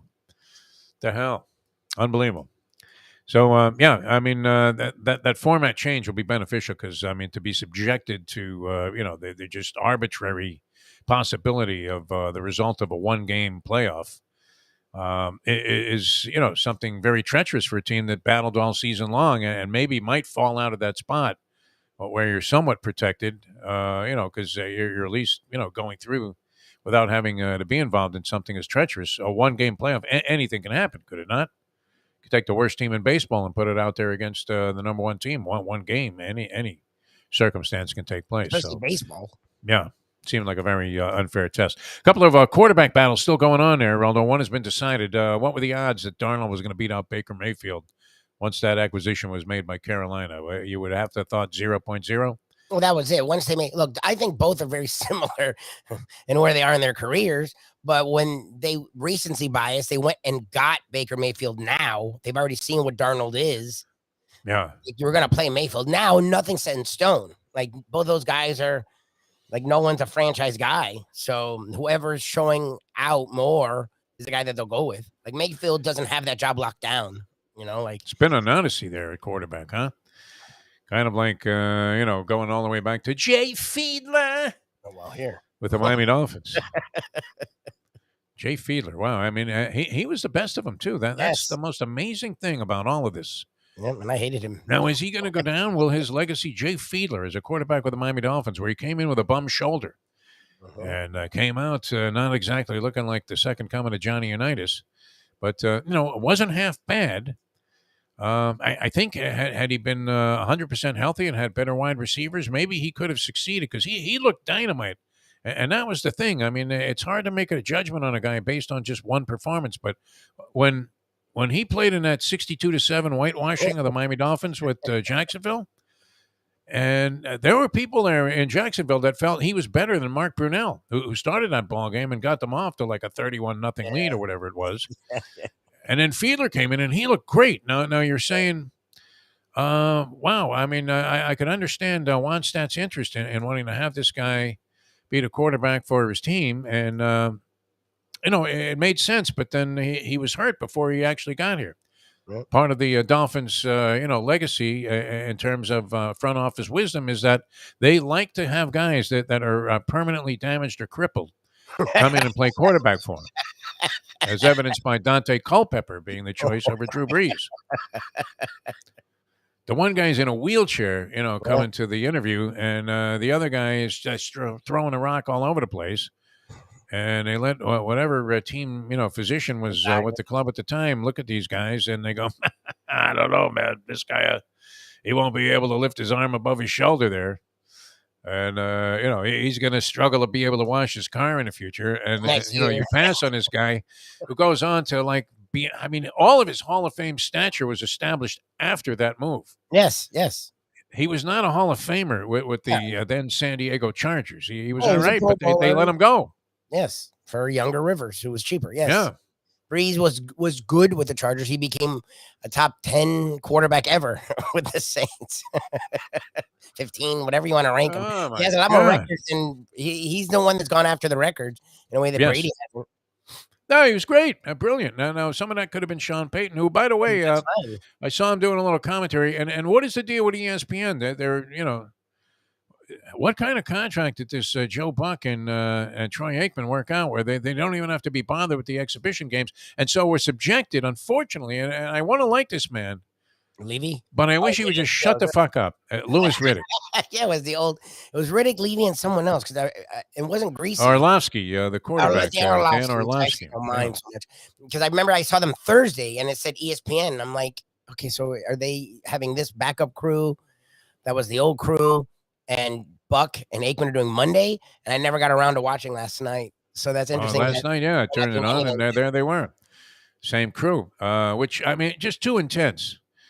And every play in a preseason game with third stringers involved is not necessarily worthy of a Shakespearean soliloquy about how much value, these lessons are going to be to the offensive line later in the season. I'm listening to this, and they're so serious. I said to the Mustang, we're watching a game, at first without the sound, but then, and I'm watching these guys and their expressions. Obviously, you want to be animated. You don't want to look like a dead man on TV, but, the seriousness with which they were, discussing and analyzing and dissecting things in the third quarter of this game where there was nothing but Scribini action. Was overwhelming. And I said, Mustang, can you believe how serious these guys are about this? And, we're watching them making all kinds of faces and gestures. And she says to me, well, you guys are all serious when you talk about football. I'm like, I don't know. The analysis, it doesn't need to be that deep. I don't think. It just doesn't call for it. We joke a lot. People get mad because we don't take it serious enough. Like, when do we get serious? But when did it become so extremely sophisticated that it requires literally like a doctoral dissertation on every single running play? It just doesn't, and I don't know. I guess ESPN, look, he seems like he's a knowledgeable guy, this Louis Riddick. I actually like him. But I just don't like him on games. Does he ever shut up? 3 plays have gone by. It's crazy. Very eloquent. Look, I'm not knocking the guy at all. And obviously he's much further along in his broadcasting career than we are here. But, it's not as if we haven't done stuff on this level. Wow. It just the paralysis by analysis is overwhelming to me because I find this, and this is after watching a very limited amount of preseason football so far this year, although it's on all the screens there in the casino. They had a nice sports book set up there. So, like I said, I was watching some of that Saints game. And it just, I don't know. It's harder than ever to define anything as having any meaning out of the preseason than it ever was in the past where it was very difficult. I believe that to be true. Oh, yeah. I know nothing more about this Miami Dolphin team after 2 weeks of the preseason than we knew before they played the 2 games. Nothing. Zero. Oh, no. People are negative. It's actually worse because people are so excited for the season this time around, and they're not used to being excited, that they saw names they know. So they took that excitement to try and make it mean something. And all I've seen is negativity. And I'm like, how can you be negative about nothing? like nothing's happened. Like, usually by this point, we would have had Tua would have played in the first game a little. The second game, he would have played more. This second game, he played the whole game. Now, because they got rid of a game somehow, he doesn't play at all in the first game. Second game, he played 2 series, and they only threw it 8 times, and they got first downs. So that shows you that they were trying to force the run, and he then won't play at all in the next game, and then we have the season. Right. I mean, the regular season, the first month, it's true. Jason Cole told us this, because he accused us of being absolute morons for recommending one side or the other in the first month of the regular season. And his allusion was to the idea that, the regular season's first month now is what the preseason used to be in some senses, because you have seen nothing in terms of what, let's say, in this case, the Miami Dolphins offense is capable of doing against another team. And you'll have zero evidence of that. And they may have zero evidence of that until they get started in the regular season, which is a tough time to start taking your lumps, at least by traditional thinking, when observing the National Football League. So be careful out there, you bettors, as everybody is encouraging you to unload on the NFL. Now Kevin Hart is screaming about it, right? He's endorsing like MGM Grand sports books. You have virtually everybody. I mean, is De Niro doing a sports book advertisement? Robert De Niro? You better bet with these guys. I'm telling you, these are the guys. Everybody is involved in it. It's all over the place. Like I said, in New Orleans on TV, the saturation of ads was almost exclusively 50% divided between sports betting apps and personal injury attorneys. And maybe that's what the world is evolving into. I mean, just one giant cesspool of ambulance chasers and degenerate gamblers. It's all good. And it doesn't bode well for the future. What are your grandchildren going to be facing, Lubie? Your grandchildren. Got to vote today also. I forgot about that. I voted in early because it's always easier in early. Now it's a primary, so it'll be easy no matter what. But I voted Sunday. It was cake. There's a church right next door to where we live, and we'll be rolling in there to cast my ballot. Who are you going for? I mean, is there a chance that Charlie Crist can unseat the? I mean, this guy's gone Meshuggah, Ron DeSantis. I mean, he has gone over the edge, has he not, in terms of absurdity and his desire to tell you that he wants less interference by government while enforcing rules and trying to impose rules. And what's his thing with Disney, huh? Well, why don't we run them out of the state? Is that his idea? Well, I don't know. I do think it's very possible that he goes down. I think it's possible finally that Rubio has met his match. Demings, we'll see. It's going to Rubio doesn't even bother campaigning. Well, that's my thing is neither's campaigning. Like, DeSantis is campaigning for first of all, again, why are we running for president 2 years away? Like, the election is over 2 years away. Why is he in Arizona, Pennsylvania, California? Well, because he thinks he has a shot there, especially if the Trumpsters. First of all, he hasn't won this election. No. He's down in every poll. Like, he's down by a lot in every poll. Buried, yeah. And it's 2 years away. So win this election first. And then still you have a year. Like, we should not focus on an election until like it's 8 months out, 6 months out. Like, I don't understand this stuff. We're 2 years away. And Biden's kicking ass. The last 2 months, like, if I'm a Republican, I would just shut my mouth. Like, Biden might be an old fool, but he's done more in this last 2 months than Trump did in 4 years. Like, he's done a lot in the last 2 months. And if you notice, Republicans haven't said anything about it because they're bipartisan things. Like, he's done in the last 2 months, it's like a list of stuff that's like really good. Gas is way down. Inflation's way down. Jobs are up. Unemployment's down. Like, everything's come down where it's like, oh shit, the old guy. Good for him. The old bastard is starting to have a few things kick in. I don't know if it's by design or not, but I just don't get it's Trump, DeSantis fighting back and forth, which is fine for the Democrats. I don't get it at all. It's like, I don't want to focus on that. Let's focus on that. This guy scares the living daylights out of me.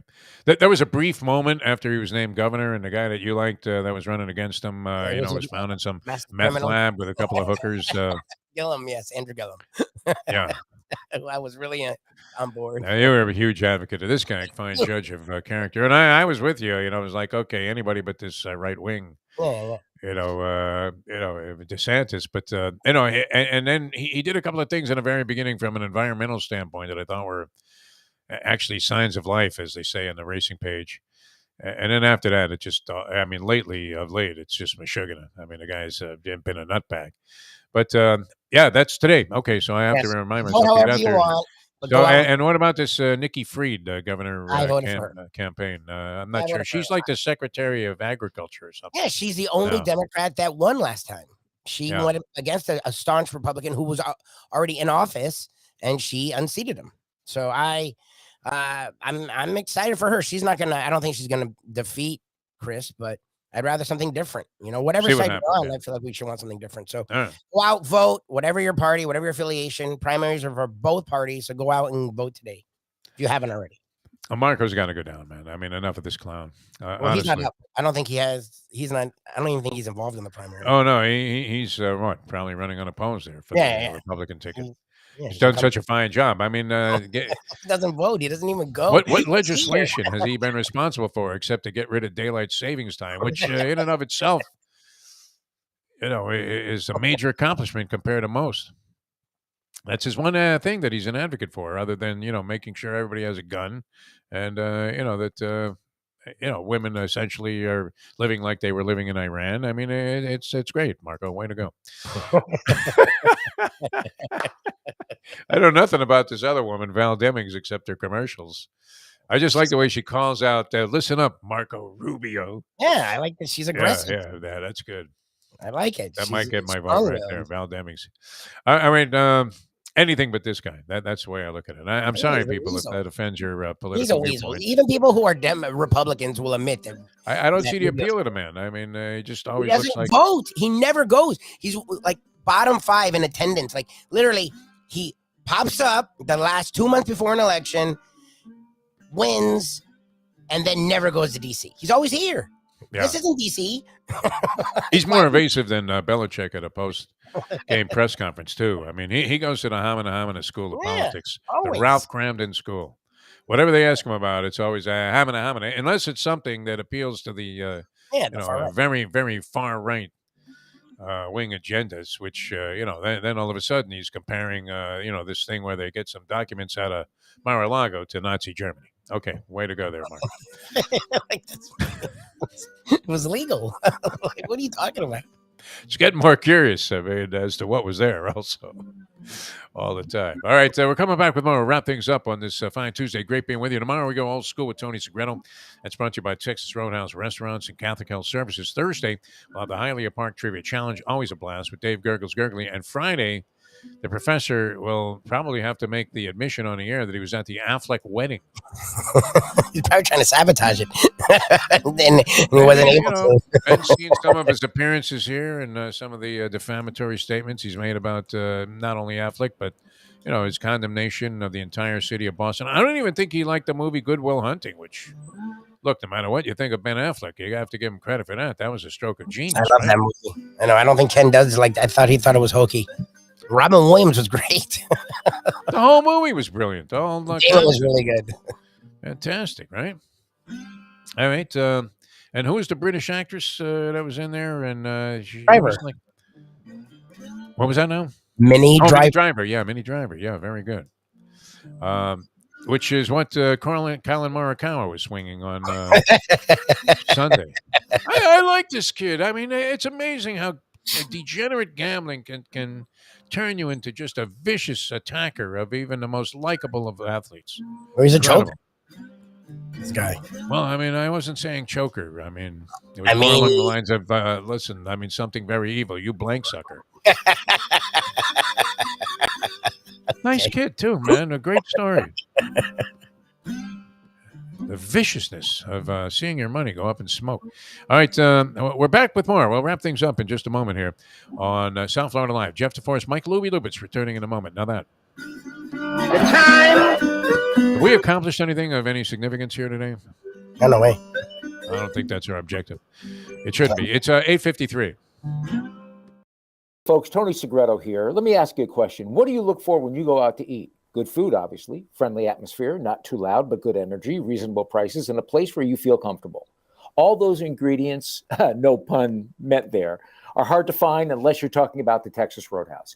You see, they encompass all of those attributes. Really, really good food, amazing atmosphere, good for a family, good for a date, or just a night out for yourself, and prices that will make you extremely happy. Their ribs, unmatched. Steaks, hand-cut every day. Everything, and I mean everything, is made on site, including their incredible bread. It's the one day, folks, that you can forget about low-carb diets. Trust me when I tell you, Texas Roadhouse, your restaurant, your destination when you say, where should we go and eat tonight? From the newly renovated sports bar to the beautiful bayside views captured at the Tiki Bar, Jimmy Johnson's Big Chill has it all. Located at mile marker 104, the Big Chill also offers waterfront dining while experiencing breathtaking sunset views of the Florida Keys. It's simply the hottest spot in the Keys to cool off. That's Jimmy Johnson's Big Chill at mile marker 104 in Key Largo. For more information, call today at 305-453-9066. Recently we realized it's not just hurricane season that can hurt us. Any time of year, things can happen to your home or business. And the insurance company can be your friend, but they also can be your enemy. Horizon Public Adjusters, Justina Testa, are here for you to help this process go so much easier. Before you call the insurance company, call Horizon Public Adjusters and Justina Testa at 954-809-8752.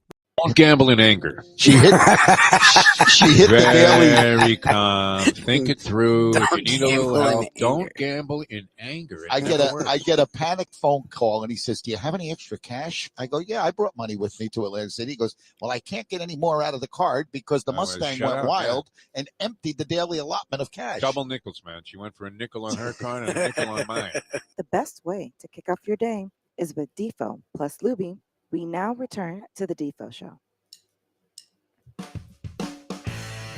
right, welcome back to the show. Great being with you here. Nice to be back in town and right here on South Florida Live. Of course, great job by Lubie filling in over the Friday and Monday combination here on the program. And that was great. John Kajemi returned, and he'll be doing Dateline Dolphins with us, brought to you by Jimmy Johnson's Big Chill every Monday here on the program. He's committed to the thing, right? Yeah. Mike, let me. It's okay. Very good, because we love John Kajemi. He gives us a real sense. He was there, right? I mean, he's there on the sidelines. He's watching these games. I mean, he really, has an intense focus on what's happening with this Miami Dolphins team. So that'll help us out all throughout the season. The U.S. Open in tennis cranks up on Friday. I got into this thing and then I got sidetracked there. I think talking about Marco Rubio or whatever, which I must have been thinking about having a bowel movement or something, because all of a sudden his name popped into my head. That wasn't fair. But people often discuss it, and this is, very debatable, whether, the springtime when you have like spring training getting going and you're involved in any NBA and NHL playoffs. Returning. Is that the best time of the year? And you got all kinds of other stuff going on that's important. Or is it the fall, where, you have the conclusion of the baseball season?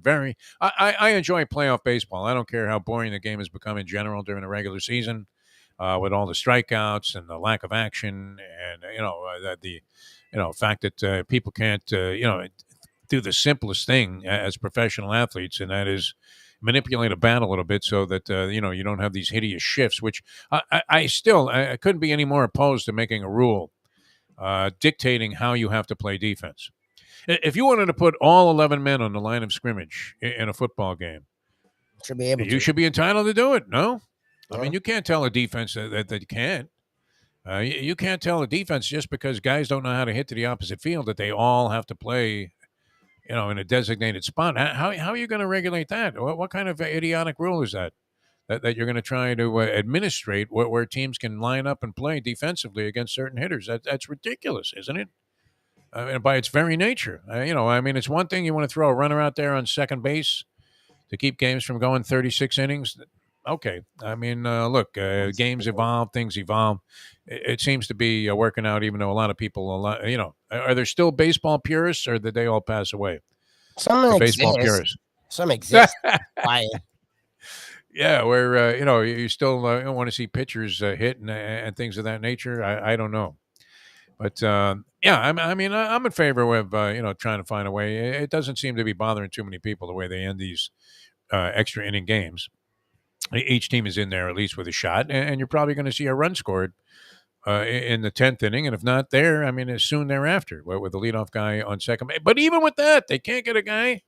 They'll put a shift on against the guy. There's a runner on second base. All you got to do is move him over, and the guy can't bunt the ball down the third baseline and move him over to third base, so he scores on a fly ball. You see the basics and the fundamentals are gone. But playoff baseball still, I mean, where every pitch, every foul ball is of some significance, still interesting to me. Now you have also the beginning of the NFL season, or you're actually into it, and you have the NBA and the NHL getting underway. So what do you think? Fall, most exciting time of the year, and college football, of course, also. When football and basketball were 1 and 1A when I was growing up, it used to be more of a debate for me. But now that football has really become number one, like even basketball, which I love, I don't really get into it to the playoffs. Like I can watch the beginning of the NFL season all the way through, the beginning of the college football season all the way through, all day long. There's no other sport I can do that anymore with. So to me, this time of the year really is the best because the activity. Look, our shows. And we did show during the pandemic for a year for 8 months where we had nothing. But football season, it's so much easier for me to get people on, to get conversations, to get things going. The summer, from really April to like August, feels like the slow down period. Well, and we have zero local interest in baseball. That's part of the problem. So the fall is really whereas if you're on somewhere else or based out of somewhere else, you might be talking about Major League Baseball all throughout the summer. With like I said, I remember being shocked when I first got to hear Mike and the Mad Dog, Francesa and Russo. I was amazed. They spent a half hour here. I was immersed in sports talk radio down here. It was very competitive, and I think by and large very original with a lot of the guys that were on. And then here's this big vaunted station, WFAN in New York. I turn it on, and they were literally for a half hour analyzing the next 21 games on the Yankees schedule. And that's sort of Segredo thing that we always tease Tony about, where he was forced, at gunpoint, to get up there before the season started and go through every Miami Dolphin game as a possibility of a win and a loss. And, the Mad Dog's there. Yeah, I think that, these guys can win 3 out of 4 there. Who cares? Based on what? Who cares? Talking about, a series against the Twins that is 3 weeks away. And that was their speculation. That was what consisted, of a sports talk. But I'd agree with you. The fall probably more exciting. And then, of course, you have the U.S. Open coming up in tennis. I started to talk about that. Very good suggestion there by Julian. Ons Jabeur, alive in the women's draw. Wide open, both sides. And Djokovic, I guess, is not going to play. Oh, really? I don't think so. It's Tuesday. We would know. Yeah, he has no vaccination. So, because he's not a U.S. citizen, I guess, in New York or whatever, they still have the restrictions about that.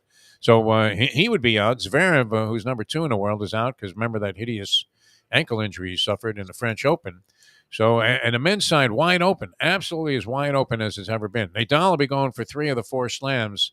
Crazy. And, but for an injury, we would have seen whether he would have made it the annual Grand Slam at 38 years old or whatever he is, Rafael Nadal. Although he doesn't appear to be in top form yet, coming back from the injury that knocked him out of the French Open.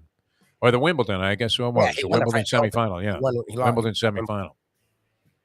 Where he was going to go against, Kyrgios, right? Kyrgios got the walkover there and ended up in the finals, which Kyrgios is only 7-1. He's been playing as well or better than anybody in men's tennis during the entire season so far, the entire year. 7-1 odds on Kyrgios. Would you take that? Does he finally break through, keep everything together? Maybe. And go all the way through with no Djokovic in there and maybe a dinged-up Nadal? It's an American crowd, too, so they're a little more willing to deal with nonsense. Yes, they see him as an Australian McEnroe. Yeah, they love the nonsense, so he may get away with a little bit more here.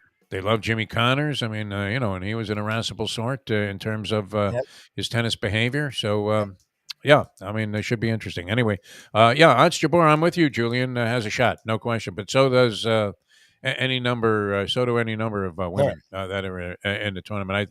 It's as wide open as anything I've ever seen. So take somebody with a big price.